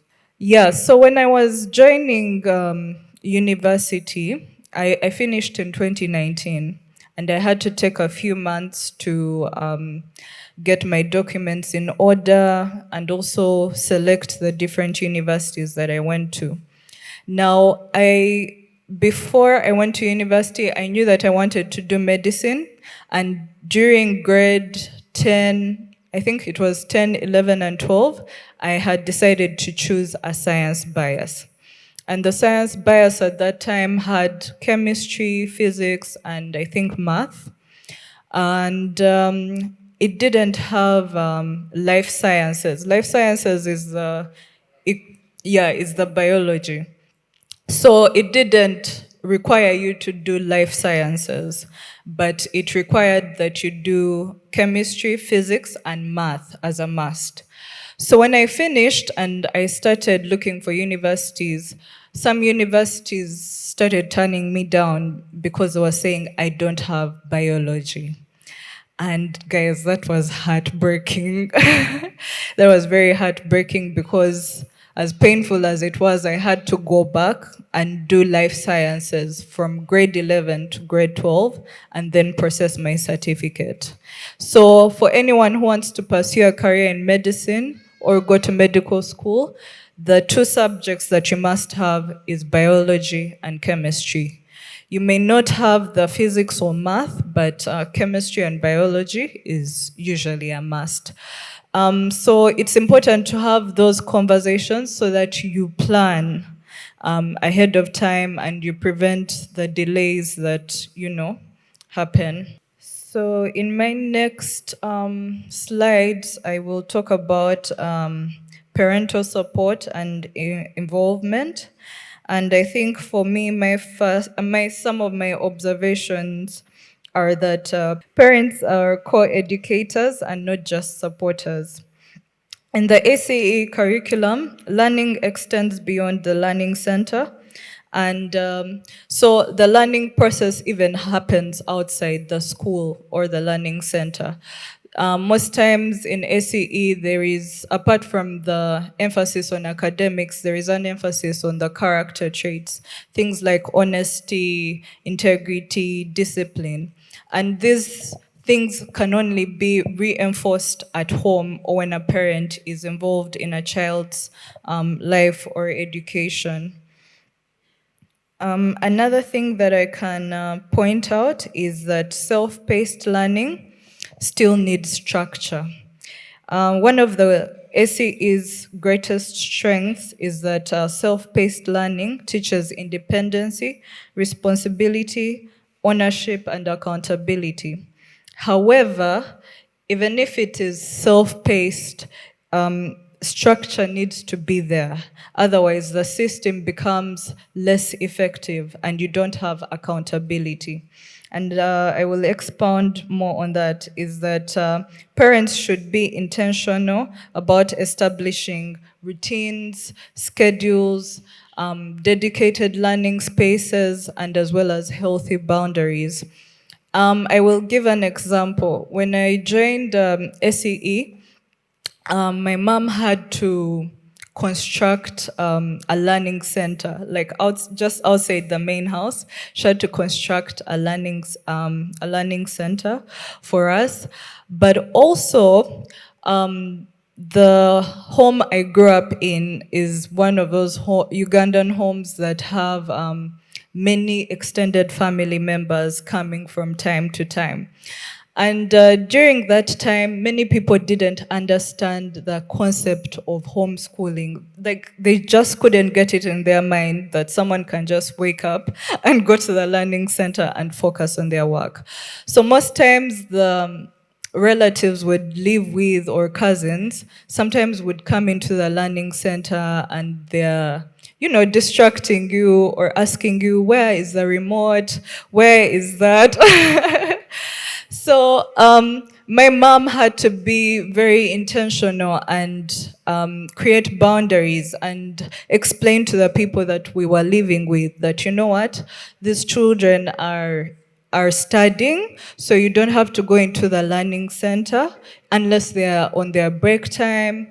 And I think that was really helpful, because if you do not structure something really well, you end up having loopholes or you end up having gaps, and then you have inconsistencies, and this can later prove to be challenging later on. SEE gives you an opportunity to go on a self-discovery journey. You get to know who you are as a person. You get to learn about your learning styles, your strengths, your weaknesses, even your temperaments and personality. Now, while that is important, I think it's important for a parent to be involved, because when you are involved in your child's education, you're able to offer personalized support to this child. We agree that children are unique and they're different. They have their own strengths, they have their own weaknesses. And when you're involved, you get to learn what your child's strengths is, and you nudge them into that direction. Yeah. I'm rushing through the slides, so you'll forgive me, but this is the last point. One of the things that I also discovered is that through that self-discovery journey, most times children develop certain aspirations or certain dreams or certain goals. And then it's also natural for parents to have certain expectations and certain hopes for their children. Now, sometimes these may not perfectly align. Like Dr. Magara said that, sometimes your child is interested in doing music and you hope for your child to do sciences. So something about this is that when parents have children in ACE, it's important to have open communication. And it's important for children to express their aspirations or their interests without being dismissed, but also it's important for parents to communicate their expectations, and then people can have a middle ground. So the thing about open communication is that it also helps build trust, align expectations, and allow all the parties involved to make an informed decision. And I will give an example on this. So when I finished ACE in 2019, I went through a process of selecting different universities. So my dad reached out to me and asked, which universities would you want to go to?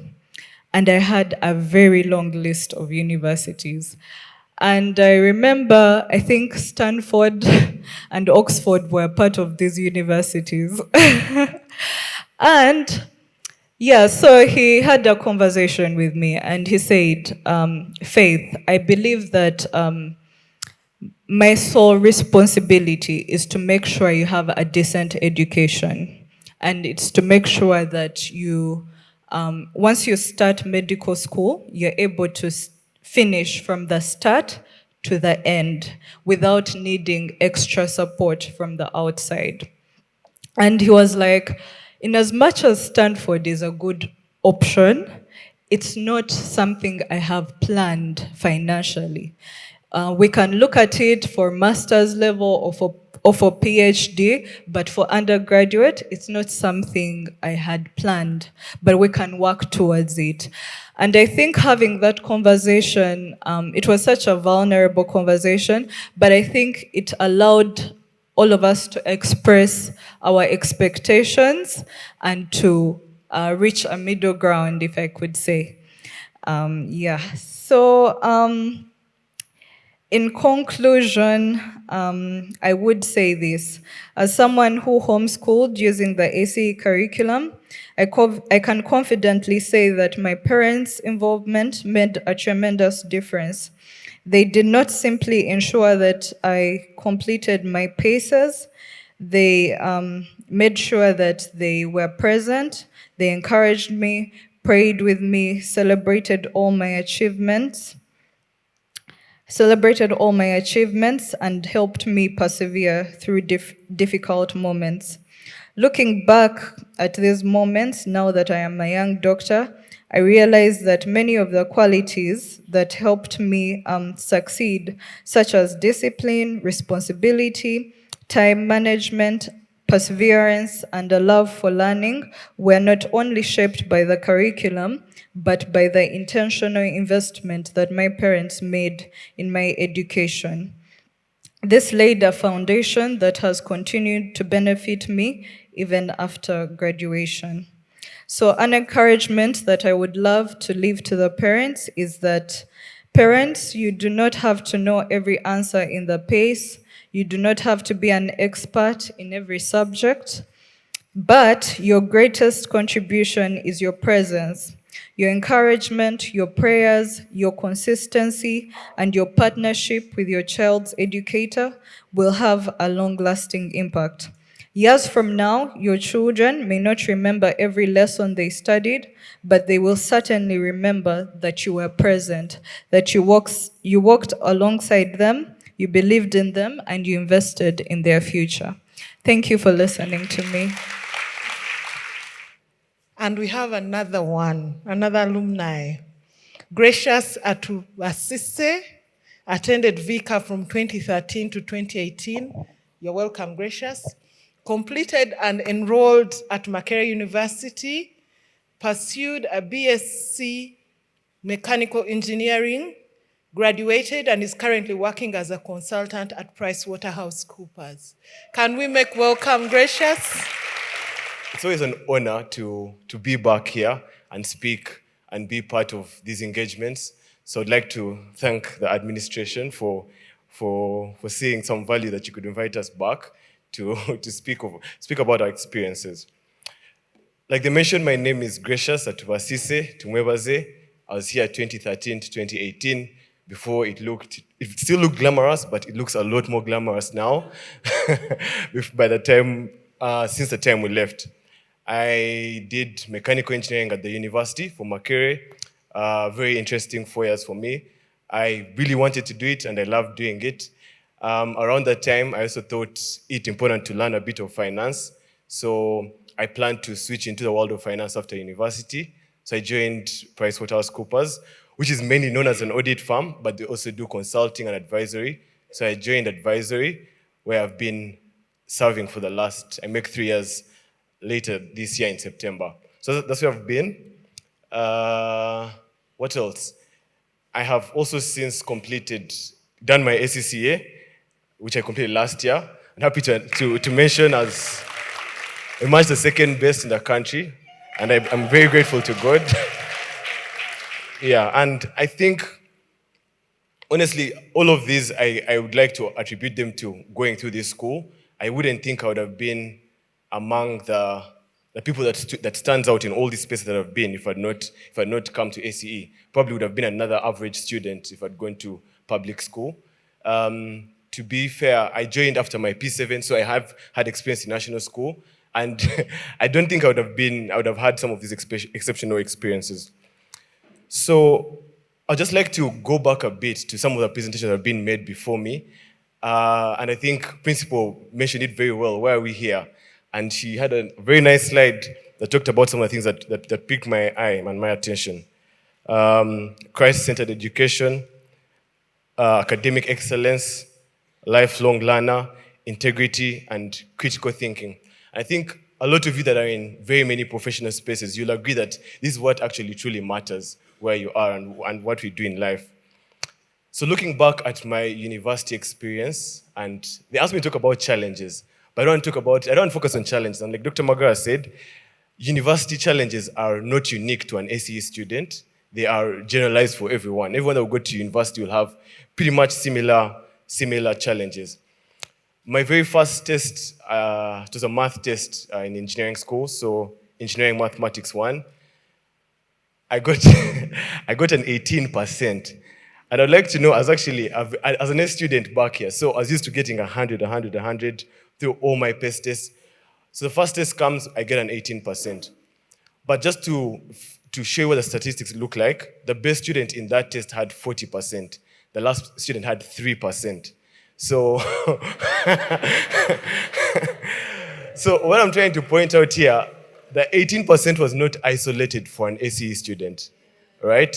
The curve was, like, as on the average mark. Most of us were in 20, vast majority was actually in 10s, 9s, 8, and all that. And they were from mechanical engineering. These are the best students in the country. I mean, in their schools, they had the best marks. So these are all brilliant students, right? One would think, they've all been to national school. I was the only one from ACE in the class.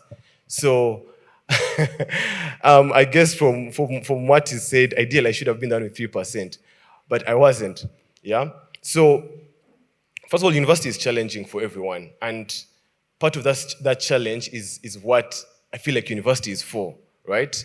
Character development. So instead of speaking about challenges, I'd just like to speak briefly about my learnings. And a lot has been said, so I'll just add a few incremental thoughts and not take too much time. So what I noticed about university is that it was not about the talented people, it was actually about the hard workers. Yeah, so I understand that high school and primary rewards talent a lot, who is brilliant and who picks up things a lot more, because when you're in a very controlled system, so it's about talent, it's about who is brilliant. When you come to university, it's less controlled, you have a lot more autonomy over your time, and now it becomes about who works the hardest, who puts in the time, who is focused, who knows why they're here. And I mean, if you think about it, ACE is a better place to inculcate such a discipline, right? And I'll be honest with you, I actually saw some of the most talented students fall off. So when we got in, there was a student he was known over the country as a best math student. So when he came to our school, everyone in the class was, hey, this guy was a best math guy. But he didn't even complete with us after first year. I think he got it to his head. And most of the people who came in with 20 points didn't finish at the top of the class. So the top students, I think top 5 were people who had 16, 18. And that just goes to tell me that, one, I want to believe they're not the most talented back in high school, but the most brilliant students were not actually the best, all right? So that's the first learning. Second, university is a time for character development and a time to learn how to learn, right? you'll agree that there's no undergraduate who comes out with enough content and material to actually execute on the job. We are all going to learn on the job anyway, right? So some of the disciplines you learn from university is actually how have you learned how to learn? Are you teachable? Can you figure things out quickly? University and the course just gives you an understanding of that field that you're in, but not really the technical expertise. We're all going to learn on the job at the end of the day. Another thing is university is a time to actually live out two things: to figure out yourself or to live out the things that you've already decided for yourself. And ACE is a perfect place. Now, the ACE model actually helps you define yourself well before university. A lot of people actually in university are figuring themselves out. And what happens is that when you're figuring yourself out, you are subject to where the wind blows. You could get lucky, you could get unlucky. If you meet the wrong crowd, that's probably what your story and what your perspective is going to be. If you're lucky and you meet the right people, they could influence you for the better. But I guess I saw a lot of people defining themselves at university, whereas as opposed to actually acting out what they've already defined, right? And I think that's just the perfect time to do that. And some of the things I had defined for myself, or I see a lot of ACE students having defined for themselves is, I'm an excellent person.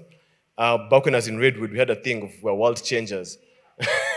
And we really are. So I'm going into university and in that class as a world changer, as a trendsetter. So there's no way I'm going to conform to standards that I've not set for myself, right?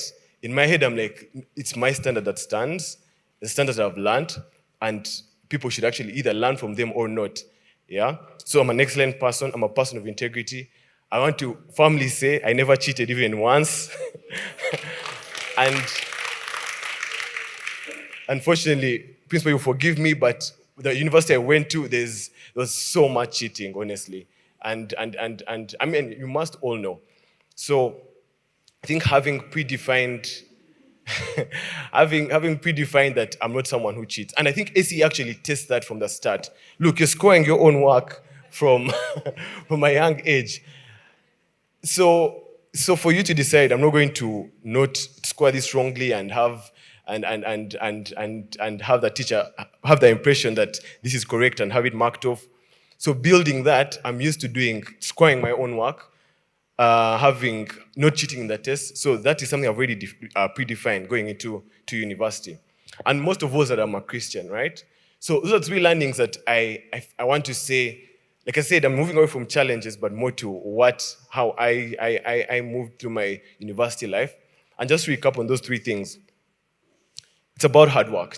Hard work beats talent any day at the university. And I think even going into the professional world, yeah, it's now not about who is talented, who shows up on time, who is teachable, who is willing to learn, and who is going to put in the time and the extra time, and who really, really, really wants to be here.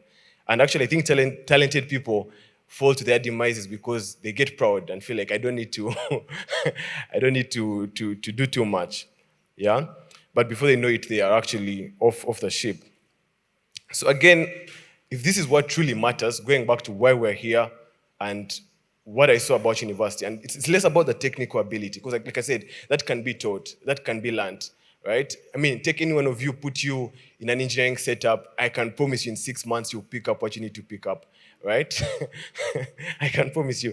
Medicine and might be a different case, but for most other things, Dr. Morgan says the same. You can pick it up, right? So that means what really differentiates people is a bit different, yeah? And that's what we really need to be focusing on. And I mean, it goes without saying that ACE sets you up for what truly matters, right? Lifelong learning, like I said, integrity, building that integrity, being an excellent person. Principal said it's not a summative program. Like in UNEBWA, you can chill. If you're brilliant, you can chill all years, read in the last read for the paper, get excellent grades. ACE, every test matters, every year matters, every month matters, every day matters. So you have to be excellent every day. There's no final day to show up for. You're showing up every day, and everything impacts everything. If you have a bad day, bad week, I mean academically, where you're not putting in the time, it will show up. It will be an extra year you have to do school. It will be an extra time you have to do school. or it will be something that you're not learning and you should be, and will show up later. So, and that's a perfect segue into parents and your students, right? So having said all this, what does it really mean? And first of all, clap for yourselves for being here. That's the first sign of actually succeeding at this, that you'd come for such an event called Saturday morning. I would have preferred to sleep in, I won't lie, but thank you for coming. I think that's the first sign. Sorry. Yeah, so what advice would I give, especially parents that have students that are getting to high school?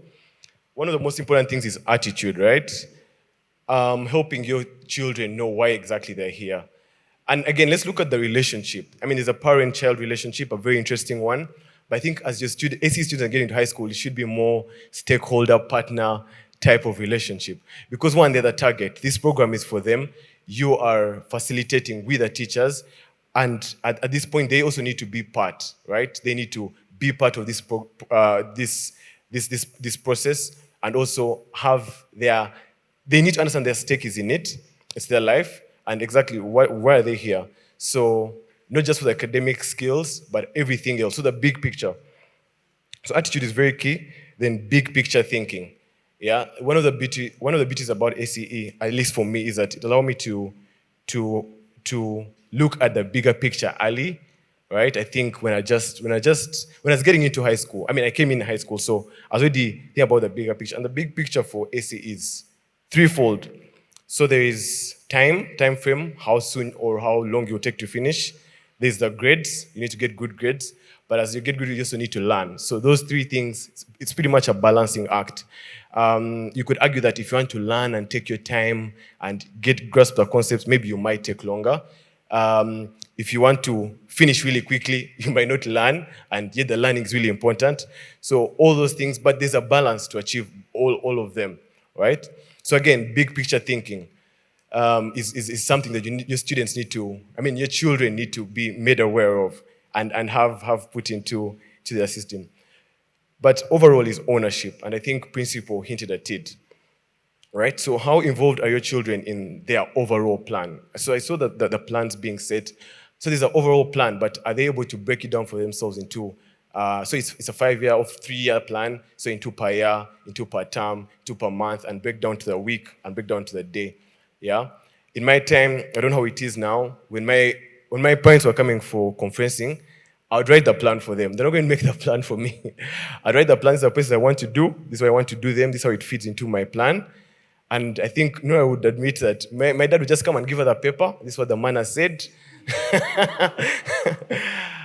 So it should happen. But again, in having ownership, and I wish that this for the students, you're only allowed to, trust is built, right? You can't be given full ownership if you can't be trusted to actually follow through and achieve what you're saying you're going to achieve. So I think for the students is one, if you set a plan, build that trust and actually stick to the plan and achieve the plan, right? For the parents is that you give the students autonomy. Not that you detach, but allow them to make the plan and be part of the plan. And then when they make the plan, that means they should have ownership of that plan, right? And that should really be key. So the attitude, thinking big picture, this is where I want to be. I want to finish in 4 years. What does that look like? And thankfully, the administration is always willing to give you all the information that you need. What does that look like? Do I have ownership of this plan? I make the plan, then I take ownership of it overall. And that's really what I would advise parents to. This is the type of conversation you should be having with your students, a partnering type of relationship. And not, I want you to be this, and therefore, what subjects do we need to do? A, B, C, D. But okay, what would you like to do? When would you like to finish? What does that look like? Let's break it down. And basically, in conclusion, like I said, university challenges are not isolated to ACE students, right? They cut across. We'll all have the same challenges. A new space, you're away from your parents, you've probably not cooked a day in your life, you have to learn how to cook, you have to learn how to live alone, manage finances, etc., etc. Those will cut across. Even in class, like I said, same thing, same struggles. It will be hard. If you're doing every course is tough in its own way. It will be tough for everyone. It won't be a breeze, right? But what truly matters is what we really need to focus on. And like I said, ACE really sets up sets us up perfectly for that. And lastly, partner with your children through their high school.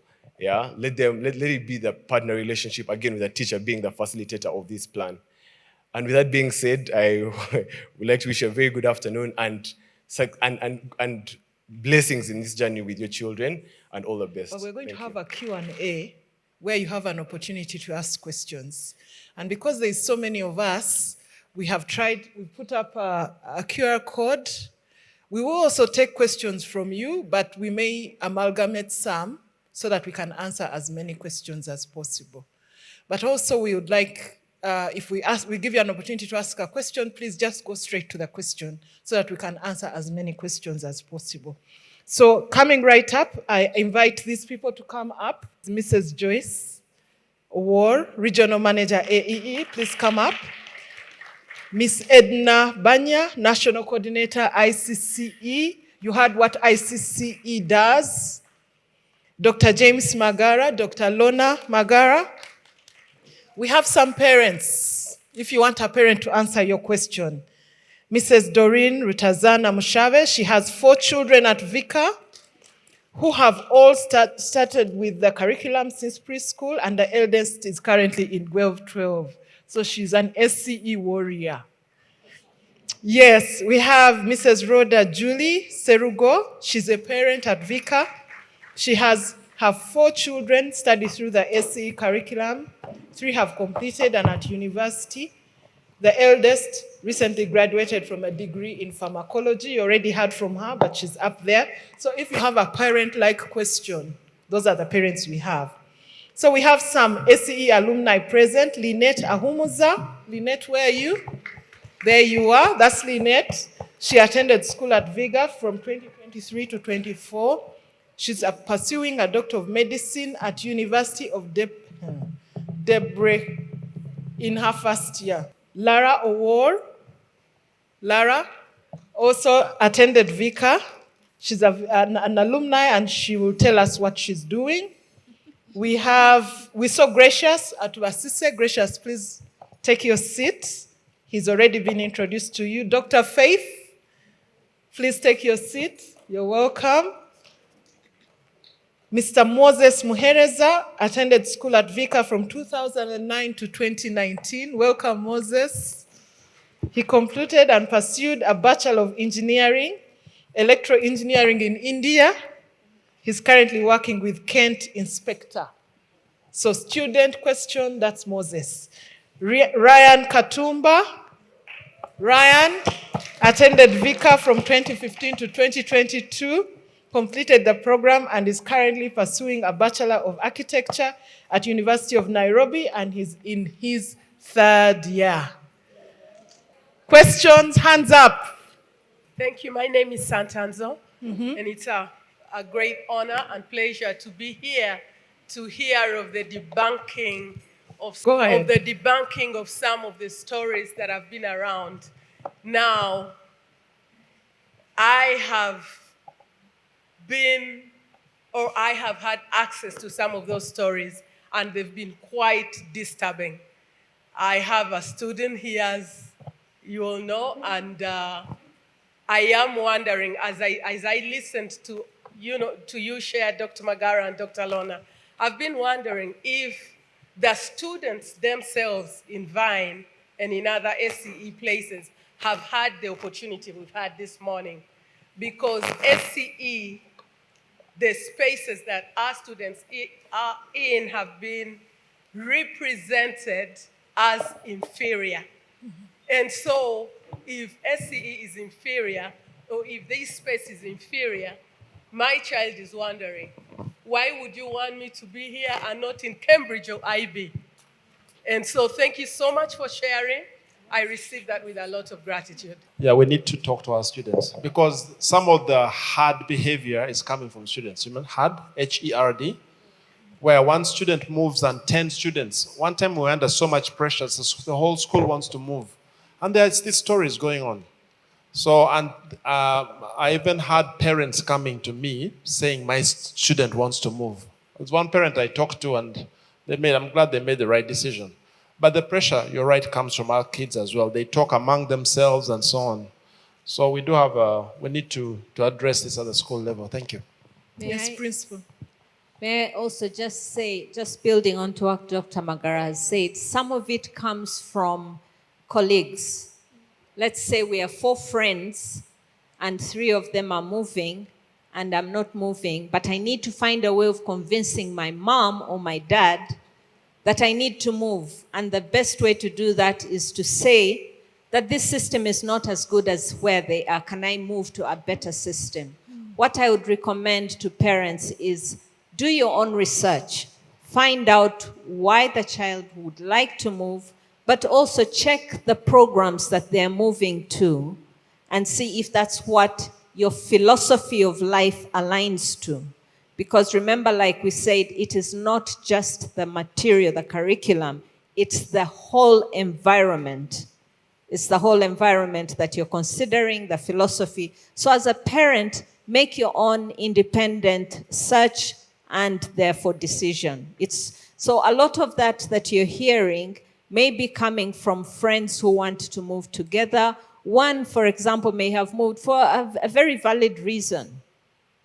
But then the others don't want to lose the friendship and therefore are making a decision based on that. I want to move. How do I convince my parent? If I tell them, my friend Joyce has moved, can I move with her? Of course, that will not fly. So they're going to find a clever way of saying, actually, the program where Joyce has moved to is way better than mine. Can I move to that? So be careful about what you listen to. It may be a biased one. It may not be. Find out for yourself and then make the decision. Thank you. I would like to comment on that. I recently had a one-on-one conversation with a student that shifted. And it seems like a fact. Specifically, I handle math conversation at high school. So the statement was, the mathematics here is very simple. It's lacking in content. So I said, okay, what do you mean? So he said, we are doing differentiation, we are doing partial fractions. So the student left at grade 9 equivalent, S4. So in this curriculum, the real hardcore math, what you call math, advanced math, A-level, we have it at high school, grade actually 11 and 12, not even 10. So I got the student, I said, just come and look at the paces that I have. We even have college math. If you did math at campus, I was able to check, sometimes we have math classes, so I'm able to print university questions of first year math and give the students. It's actually what is in the paces. They are doing math, actually deeper content than even A-level that we did. So I shared with the student, I said, just come and see the paces I have and tell me whether this is what you're actually doing. And it's what we was doing, and we actually have much more content. So like Principal said, it's when is the topic introduced in the curriculum. You get it, yes? The sequence and at which point. So when you interview me before I have learned 𝑑𝑦/dx, of course I will be very shallow at that point. But it's not that 𝑑𝑦/dx doesn't exist in the curriculum. So it's that bit of the pacing and at which level. So after seeing the paces, he actually realized that. And yet before, that is the statement he had been telling all his friends that, the math here, no way. So yeah, but he spoke to me, so that changed. But how many speak to me or speak to others? So that is actually what is out in the market. Yeah, but even parents, you're open. Come to Redwood. The classes are open. Come and see the content. If you're a physics expert, chemistry, just come over. The places are open. I want to give an example. My daughter, Jemima, I remember that time there was a very big wave. Parents were leaving. They told Jemima, we have to go. Ivy is going, this one is going. I told Jemima, we are going nowhere. We are going to study and finish from here. But I want to thank the teachers here. They did a very good job. Teacher Nora, Teacher Kasada, Teacher Joel in Jemima. So Ivy was sitting for her math placement wherever she went. Then there was also another student in Vienna, because they all want to go to that university where Jemima is going. And do you know what happened? Jemima did the math placement because there was calculus 1, there was trigonometry, there was college math 1, and she got 95. And the other guys, I'm telling you, Teacher Kasada can testify. Recently here, just 2 months ago. So I think we need to know the content in our PACEs. When you know the content, the teachers are available. Actually, Vine has very good teachers, but it's we parents that don't understand it. Now, there's another question that is around equating and how we equate the certificate, how we equate that. How are the subjects for equating chosen, especially for the general certificates? How are the subjects chosen, especially for the general certificate? And as you're thinking about that one, there is another one, as you're thinking through, there's another one now about developing relationships. Are there relationships that VICA or AEE developing with international universities to get things like fellowships or scholarships? Are there any relationships that are being nurtured with other universities? The equating one. Of course, UNEB has its own autonomy, okay, in doing the equating. And we've had several conversations with them because they will literally select subjects that are normally on the Ugandan, syllabus and curriculum, okay, especially for the general. But we are constantly having conversation with them. For example, there was the issue on ICT because at one time the ICDL was just putting a pass for that particular, grade. But our pass obviously is not a 50%, okay? It's much higher than that, but they were not looking at that. Just because it was written pass, then it ended up being a P8. Yes. And so we've had to come back, and that's why we're having constant conversations with UNEB. They've kept a door open, and that is changing as well. And you will see the way they were even equating maybe a few years ago in 2016, 17 is not the same way they are doing it today. Okay? So it's a constant conversation. They look at what they have on their, their subject contents. That's what they will equate. But as we have gone forth and had more conversations, that's why they'll pick on more of our subjects, not only at the grade 9 level, but also at the advanced level, where they're also picking some subjects now from the intermediate as a subsidiary, okay? Whereas before they would never equate anything to do with the intermediate certificate. Now they are 3 subjects they are picking on there as like math, the ICT, and they're taking it and considering it even as a subsidiary on your advanced level, grading or equating as well. So it's gotten much better, but they still have the prerogative in this particular matter. Okay, great, thank you. Yes, Dr. Magara? About relationships, so I don't think we have deliberate, but you know what has happened is our graduates have validated us. My daughter Jemima was admitted to Halifax from a room upstairs here. There were scouts who came to look. She went in, she did so well, and as a result, now there have been several students who have gone to Halifax. So if a student applies to a university like that, it's not the first time, there's a history. The same thing is happening with UCU now. Because UCU has tested the fruit and they like it. Last year, was it last year or the other year? The top graduating student at that graduation, for the whole, all the graduates, was an SE student. So they now know the students are good. So we don't have a fixed thing like a relationship as was asked. But the validation of students coming through the program is now showing that hey, these students are good. They're not only good in academics, they come out leaders, they have integrity and so on. Okay, thank you. The next question is, yes. I wanted to add more on scholarships. With scholarships with SCE, first and foremost, the essays the children write are very crucial. When a child makes a personal statement, they write it from when they began, what they need, and each and every content in there.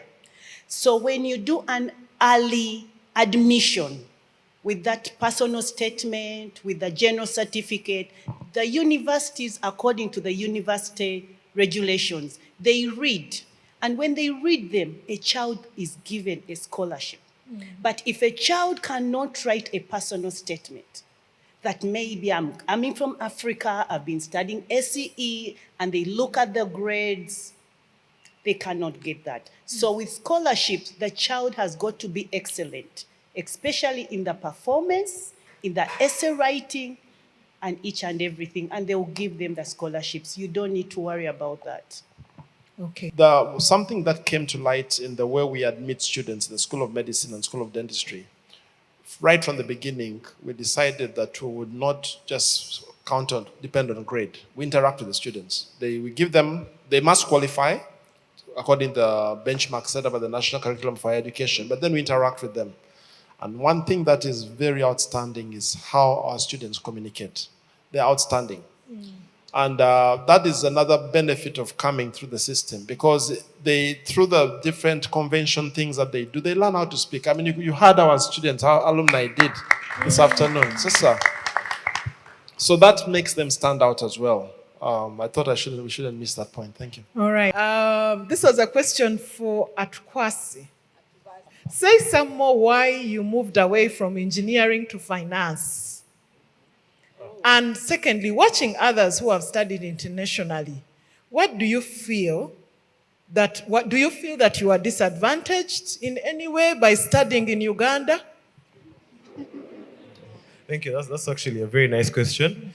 I'll answer the first one. So I think for me, and this was my personal experience when I did my internships, when I was as an engineer, I just realized that it takes a lot longer. For a person who's going for career, it takes a lot longer if you don't know finance as an engineer to get to management. That's what I realized. It takes about 20 years, right? Whereas people who knew finance seem to grow a bit faster. That's a simple answer for me. So I thought I'll just learn it about for 3 years and then jump back in. Studying, actually, I feel like I said earlier, any undergraduate course around the world is not exactly teaching for technicality. No one comes up as a technical expert from an undergraduate. That's why there's a master's program and further into PhD. So one, I don't feel like I'm disadvantaged in any way. Like I said, I juiced out all I needed to out of a university degree that can be and that needs to be juiced out of any university degree. Which I said, learning how to learn, figuring out who you are or acting out who you need to be.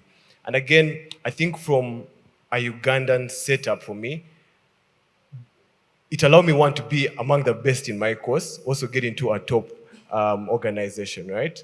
And I guess also building relationships within my country, yeah?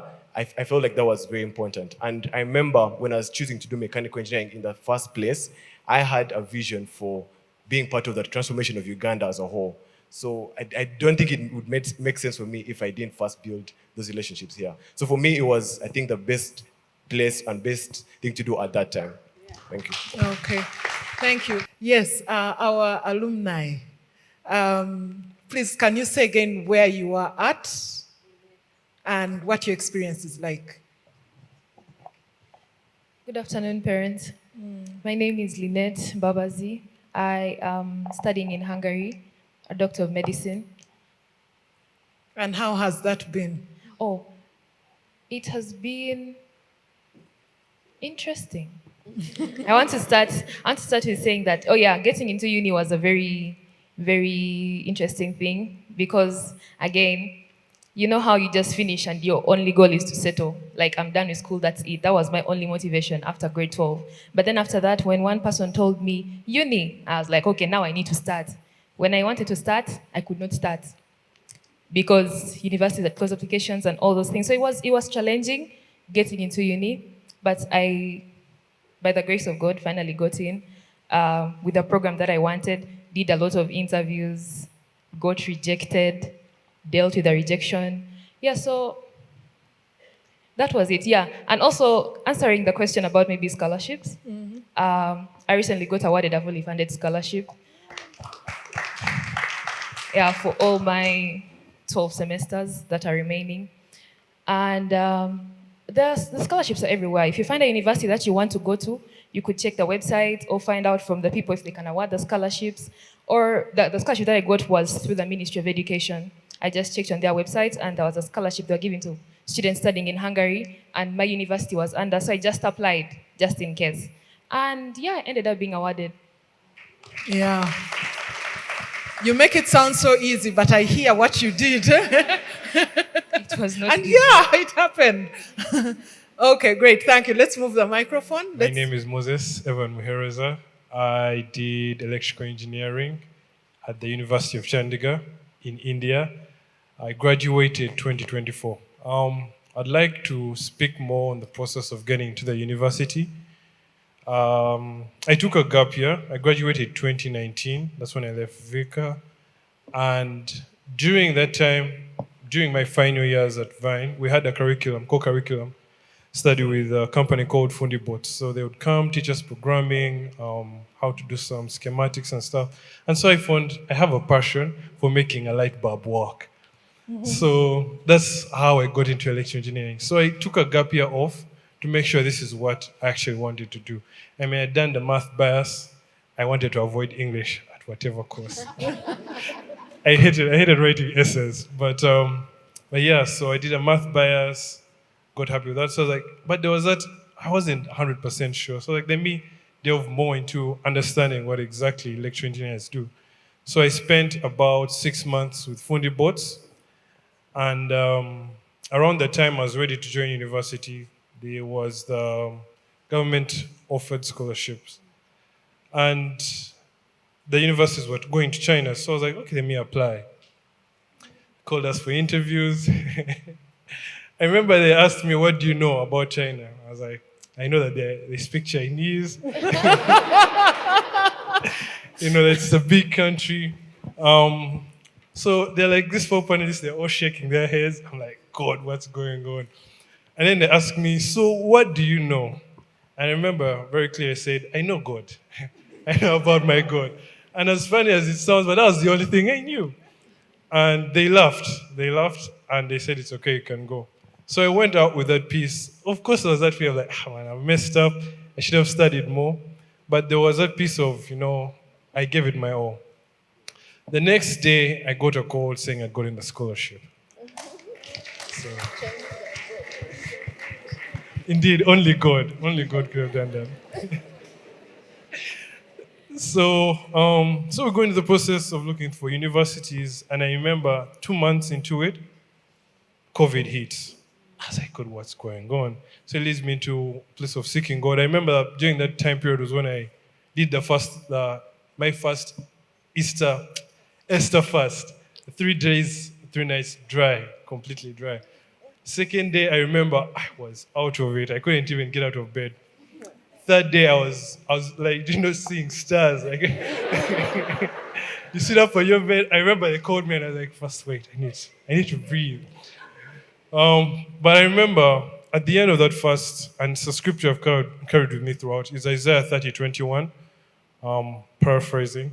But it says, I'll hear a voice telling me which way I should turn, the right to the left.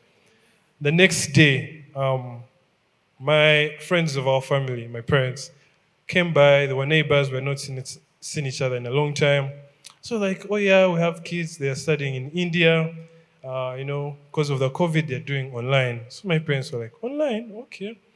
So we talked, and eventually they asked for my documents. I didn't have to equate, thankfully. I sent them as they were. I got a 50% scholarship.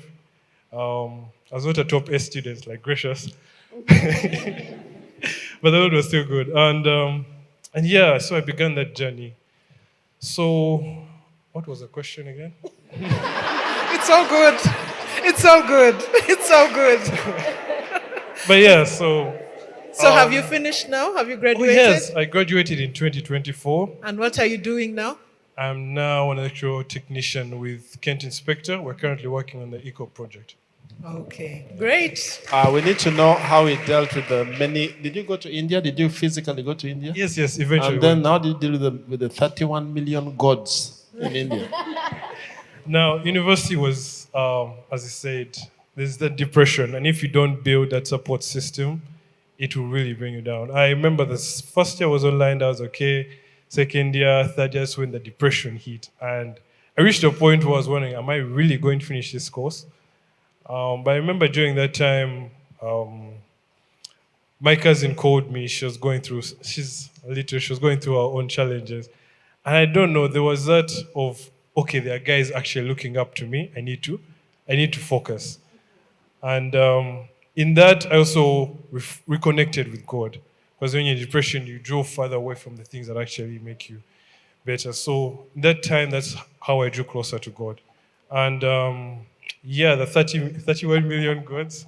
It was easy. I think we're in a time where people are very accepting of your beliefs system, so they won't push you down, they won't try to force their beliefs on you, they will respect you.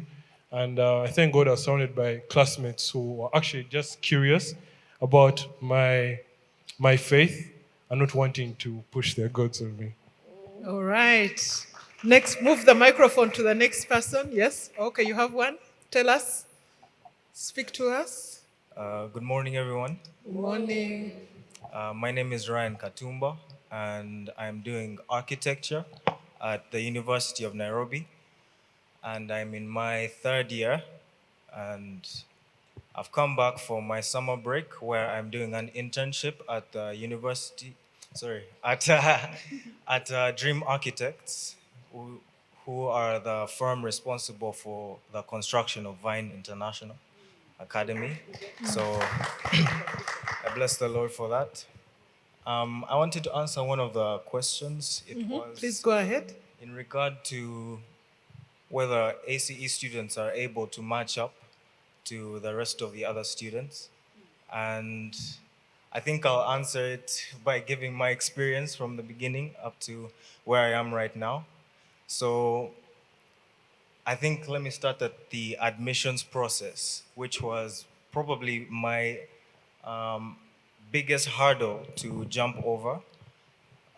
So I think I've always, not really always, but for the longest time I've been an artist. So I believe architecture was the most logical choice to make. I don't think I own a book that doesn't have sketches in it. I think if you find a book that has sketches, it's probably mine.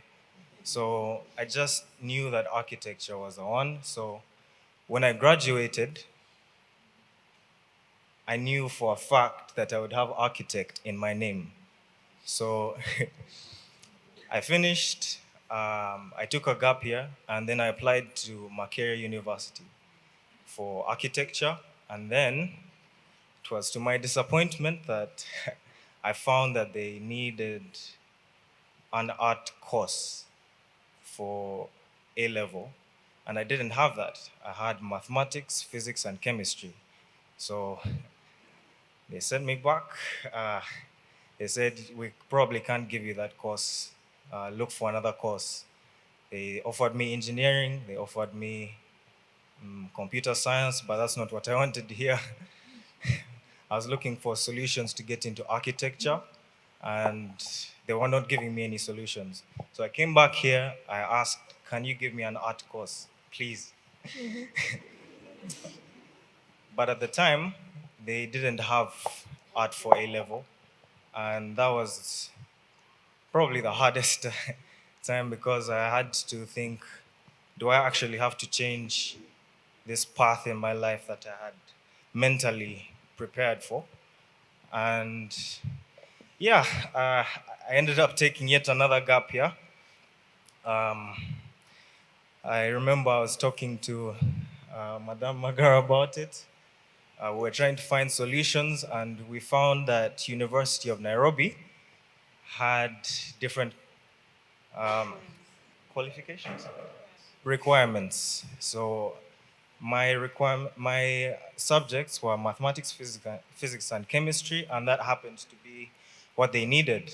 And I applied, and I got in. Bless the Lord. Yes. So, my first year. I would like to say that, contrary to popular belief, ACE students do not struggle that much. Everyone struggles, as Gracia said. To be honest, what separates the top people from the people at the bottom is whether you have grit, whether you're willing to put in the extra effort. And I found that I'm more than willing to push. So, okay, I really don't want to brag about this, but there's one particular subject that keeps architecture students up at night. It's the one that made me realize that I can stay up for 3 nights in a row. I did not know that the human body could until I did. But yeah, that's called architectural design. And it could be the difference between whether you move on to the next year or you stay behind. I have classmates, I have about 15 that are repeating because of that one subject. So it's a very big deal. So they usually pick 10 people out of the whole class, we're 90 students, to come back and present. They only pick 10, and so everyone is trying to see how can I get there, because you get there and then everyone is looking at who is at the top 10, who is the best, who is the best. So I'd like to proudly say that I was among the top 10. Woo! Woo! In my first year, and currently in my second year as well. Great. So Thank you. I may not have been at the top with mathematics at the very beginning, but I realized that that was one of my biggest problems. So I pushed towards the direction of my biggest problem. Like, if I have that issue, how do I actually, how do I fix that? I'm not going to wallow around in, okay, I can't do math. I can't integrate. Okay, I can't solve for loads. I'm going to ask for help. I'm going to watch tutorials. They may be better than me, but not for long, So yeah, when people say that, ACE students, they don't really know much, it's not really true. Because university is a place to learn. And I think we are very good at learning, especially on our own. Yeah, and that's what ACE is all about, individualized. You can learn on your own, you can push yourself, you set your own goals. And I think that's really what matters. Yeah. Thank you, Ryan. We will hear from this side as well, but before they come in, we are going to hear from you for sure. Who's saying the undeniable gap in ACE VINE is Uganda history and geography? While SST is introduced in middle school, it's not quite sufficient. For example, the SST book recommended as a textbook is out of print and no replacement has been recommended. Can it be more interactive? Can we have more lessons? What do you say about Uganda SST? That's the general question. I'm going to invite the SST teacher to respond. ACE does give you, in the scope and sequence, you get to a certain point where they allow you to teach your country's social studies. It's not just for Uganda, it's across the world. Grade 7 up, I think grade 7 and 8, or is it just grade 7? They allow you to teach your country's social studies. Now, what we've done here, we have communicated to the South African office to produce our own, and they require of you to submit your own social studies. Then they format it to the PACE program, how the PACEs are set. But while that process is going on, we invited a science social studies teacher, and I'm going to ask him to come and say how he does it with the different grades. Over the years, it's been evolving. And the past maybe 2 or so years, the students have, they call them SST, MKs, yes. So I come in every once in a while to show the applications of the things they learn. But of course also, some of these prints have been overtaken by events. So you come and give them what is current, but also encouraging them to research more.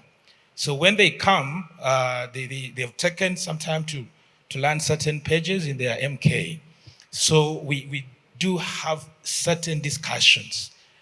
For instance, last time, I gave, I think it was grade 6, certain pages in the book, and I say, master these very many chapters, then the other master another chapter, and then they come and they interact offhead the things they have learned. Excuse me. So the point here is to make interactive, but also to have a thing for their nation. And it's working fine. I'm also very privileged that Auntie Joyce connected me to a person in South Africa to help in the construction of the PACE, SST PACE for Uganda. So feel at home, everything is working well. Of course, because it's not PACE work for the students, sometimes they have a bit of laxing, you know, because they have a pack of PACE work. But we make sure it is very, very interactive with current affairs and all. Thank you very much. But good afternoon, everyone. My name is Lara Owar, and I think I'm the oldest alumni on this panel. Nora has confirmed it. I had a bit of a unique journey. I finished in 2015/2016, and I took not just a gap year, but gap years. And during that time, I was going through something personal. There was different things going on, but I was working. I was working with a fashion and lifestyle blog. I was a photo shoot coordinator. Generally, I was just a coordinator because that's where most of my strengths are. I'm good at coordinating events, projects, and there was something that most of the people who came before talked about, parents being involved. At that time in Vine, we had multiple parents coming in. I should say I was in Vine and I was also a homeschooler, but there were times would come for different, we used to call them afternoon activities, afternoon classes. So would come to Vine, and there were different parents that used to get involved. There was Uncle Sam Juba, and Uncle Sam, wherever you are, thank you. He took us through personal development, and there was a book, Talent is Not Enough. So that time we were going through conventions, people were doing different things. I remember Benjamin Kaisa was into sports, and for him, he didn't need to train as much because the way his body was, he could just show up and he'll win. But he got us to think that it is not just about talent. It is not just about academics. And we always had those kind of interactions. I remember we were preparing for a fundraiser, and during that time, there was a budget that needed to be created. And Uncle Sam said, no, let the students handle. But we were like, we don't know how. So they looked among the group and they said, Mrs. Christine Mugume, aren't you an accountant? Yes. Why don't you assist the students? So she invited us to her home. There was 2 of us. I think it was Sezi and I. We went to her home on a Sunday. She treated us as guests. So our peers are the ones who are even serving us. She's like, these are my guests. Don't disturb us. She showed us how to do a proper budget on Excel. So during this time, during my gap year, I remember I basically coordinated a building project. It was a family building project back at home in Gulu. And it was through what she gave us, how to actually go on Excel and create a budget, that I was able to, coordinate. I was the one receiving the money, paying builders, doing ABCDFG, just through that. So anyway, I go to Equate when I finally decide, I can't be here. I come from a family of academics. I need to learn, I need to study. So I decide, okay, I'm ready to go. That time, I think only 2 students had been equated in the country. So it was a bit hectic. And Mrs. Joyce had said, we've come far. Like today she was in, gratitude. We've come from far. So that time there were only 2. And the gentleman we met there, he was not so nice. He even told me that I was going to fail. I said, God forbid. I can never fail. So my plan was just to do a course here and then go abroad. But the visa didn't really work out, so now I was back to square one. I'm like, okay, let me just continue working as I figure this out. So I do a course at ISBAT, and then I'm like, you know what, let me try again, let me go abroad. Then COVID hit, and I was like, hey. So I talked to my mom, and she's like, okay, what do you want to do? So I'm like, you know what, let me see what's in Uganda, let me go and apply. So I first applied to some university. I got in, no issues, because I had my equation from UNEB. Eventually, I ended up at Victoria University. And the transition for me was good, especially for an ACE student. The way Victoria does its courses, the way it does its stuff was very convenient for me, because at that time I was also working. I do different projects here and there.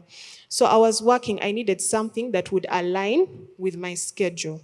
I didn't have the time to go and sit in the classroom from Monday to Friday when I have other things that are going on. So a lot of the things that we learned in convention, being able to speak, really helped, because at that point, exams were being done online. They were open book. Another thing that ACE really does well is on the writing, English, composition. That helped us learn how to structure. So I remember one time, one of my lecturers actually mentioned, and he was like, some of you guys don't know how to write. You bring your exam, we ask this question, because it's open book, they expect you to explain things properly. So people would just put 1, 2, 3, or 4 points. And he's like, why don't you talk to Lara? Some people are here, they're doing bachelor's, but they're writing like master's students. So he gave a list of students that people should reach out to. So a number of them came to my inbox and were like, what are you doing differently? So I said, send me your work, let me look through, and then I will advise you. Because I don't I don't like sharing my work, because I know some people, they are thieves. And it has happened to people where, they go copy-paste, and then before you know it, both of you are being called that, hey, your work was too similar. So I decided, no, let me help you. So I helped a couple of people.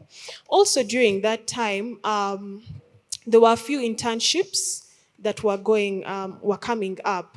There was one at MTN, one at Next Media. At MTN, they asked us, send us your information.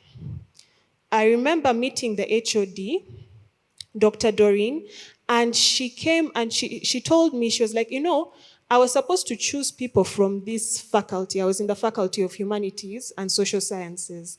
Sorry, I forgot to mention, I have a Bachelor of Arts in International Relations and Diplomatic Studies. And I got a first-class honors. I always have to put that in, because I remember that guy who told me you're going to fail, and I said no. So anyway, she told me that at that time, she only selected the very best, because they were given 10 slots for each faculty. She said she looked at some of the others, she was like, no. So she selected the very, very best. So I managed to go to MTN. I did my internship from there. Was supposed to do 2 months, but I stayed for 6 months. I was in corporate services. I was doing stakeholder engagement. Generally, I was everywhere. From HR, they would even send us to different departments to assist with different activities. And then also at another point, there was an opportunity for an internship at Next Media, which I also went and did for 2 months, and it was great. So I graduated last year. I had a first-class honors, and I said, okay, I'm done with this. Interestingly, none of my internships or my work experience was in diplomacy. Yeah. So I kept wondering, okay, what is this about? But you know what? I got the degree. I got a first class.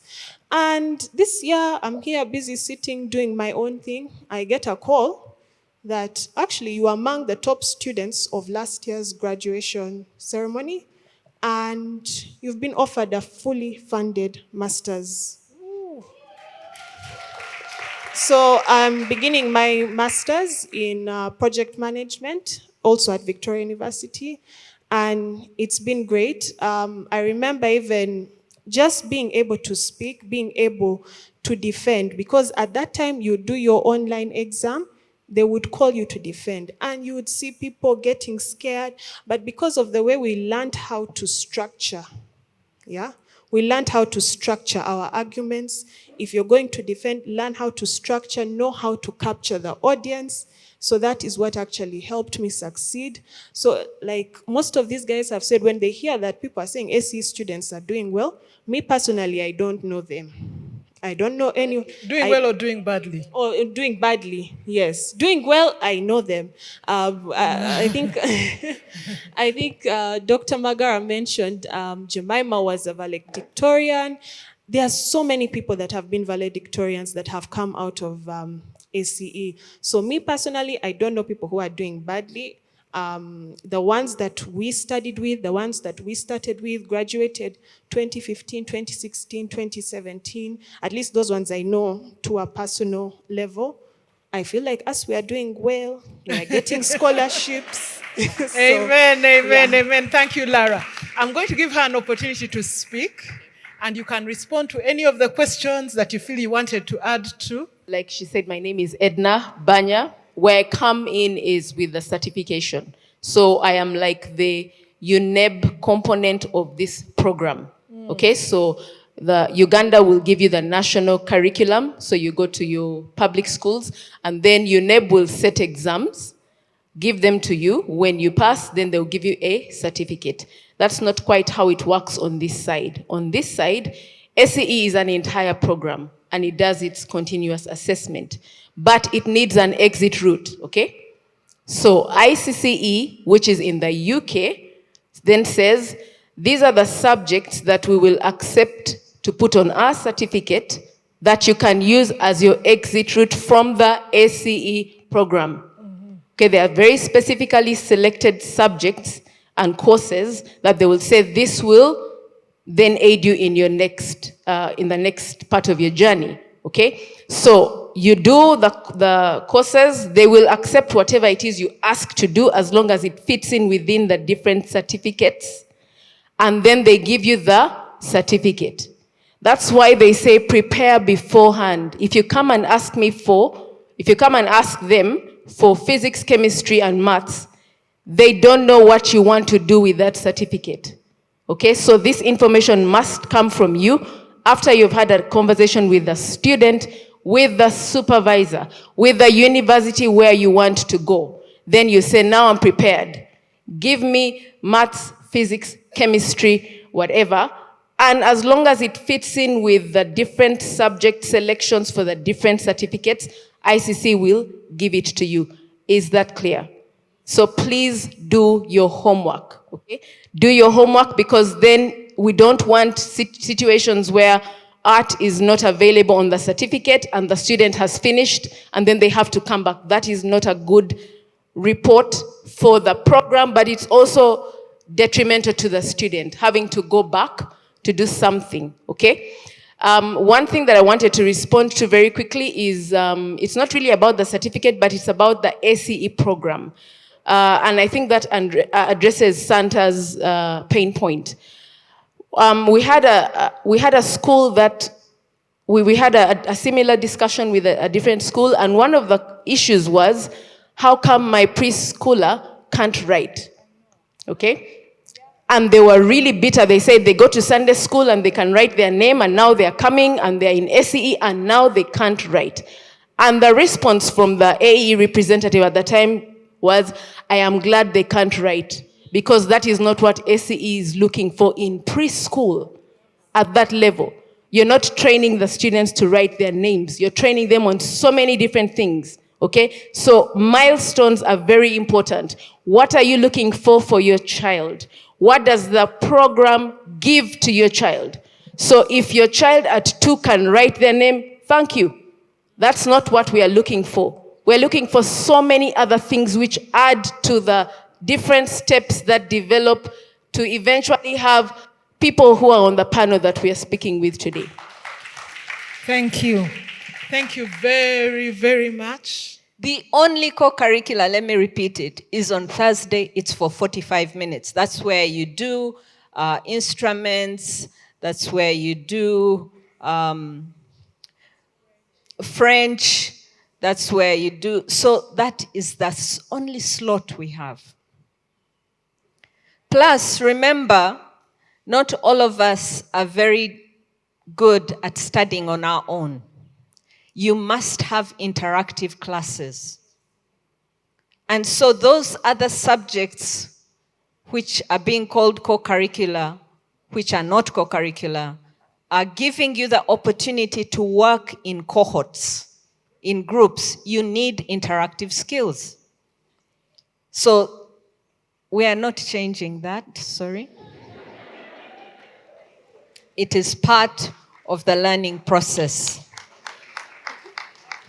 As I finish, let me just emphasize that please start working towards exiting getting into university. Start in grade 4 and 5. Get involved, get involved. The other thing that we're going to do beginning next term, even with the students, maybe just to help Santa respond to Santa's question, we're going to start having sessions once a month from grade 7 up, joint sessions like this, where we walk the students through various areas of importance. For example, we'll have a maths session where from grade 7 to 8, we look at what is offered in ACE, the different topics, what is offered in the Ugandan curriculum, what is offered in Cambridge, what is offered in IB, so that they see the whole scope and see where it's being introduced, and they see the different teaching methods. We have maths experts here, and they will help us. That's just, for example, one afternoon. The other afternoon, we may have history and geography. We may look at exiting process, what are the pathways, so that from grade 7, they begin to take ownership, because what tends to happen, the ownership comes at a later stage, like at grade 11. And then suddenly they're realizing, oops, I missed something I should have picked up. So we're going to provide that so that the students get on board at a much earlier age in terms of making decisions for the pathways of their lives. Thank you. God bless you. We are committed to you, parents. Don't panic. We are committed. Come. We have conversations.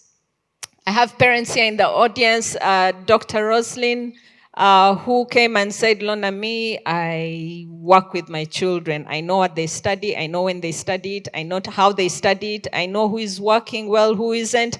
I need your help. And we walked the journey with her, and her children are doing excellent work. So please come. Please come if you need help. Please come if you just want to applaud your student. Please come. Whatever. We'll walk this journey together. We're committed to you. God bless you.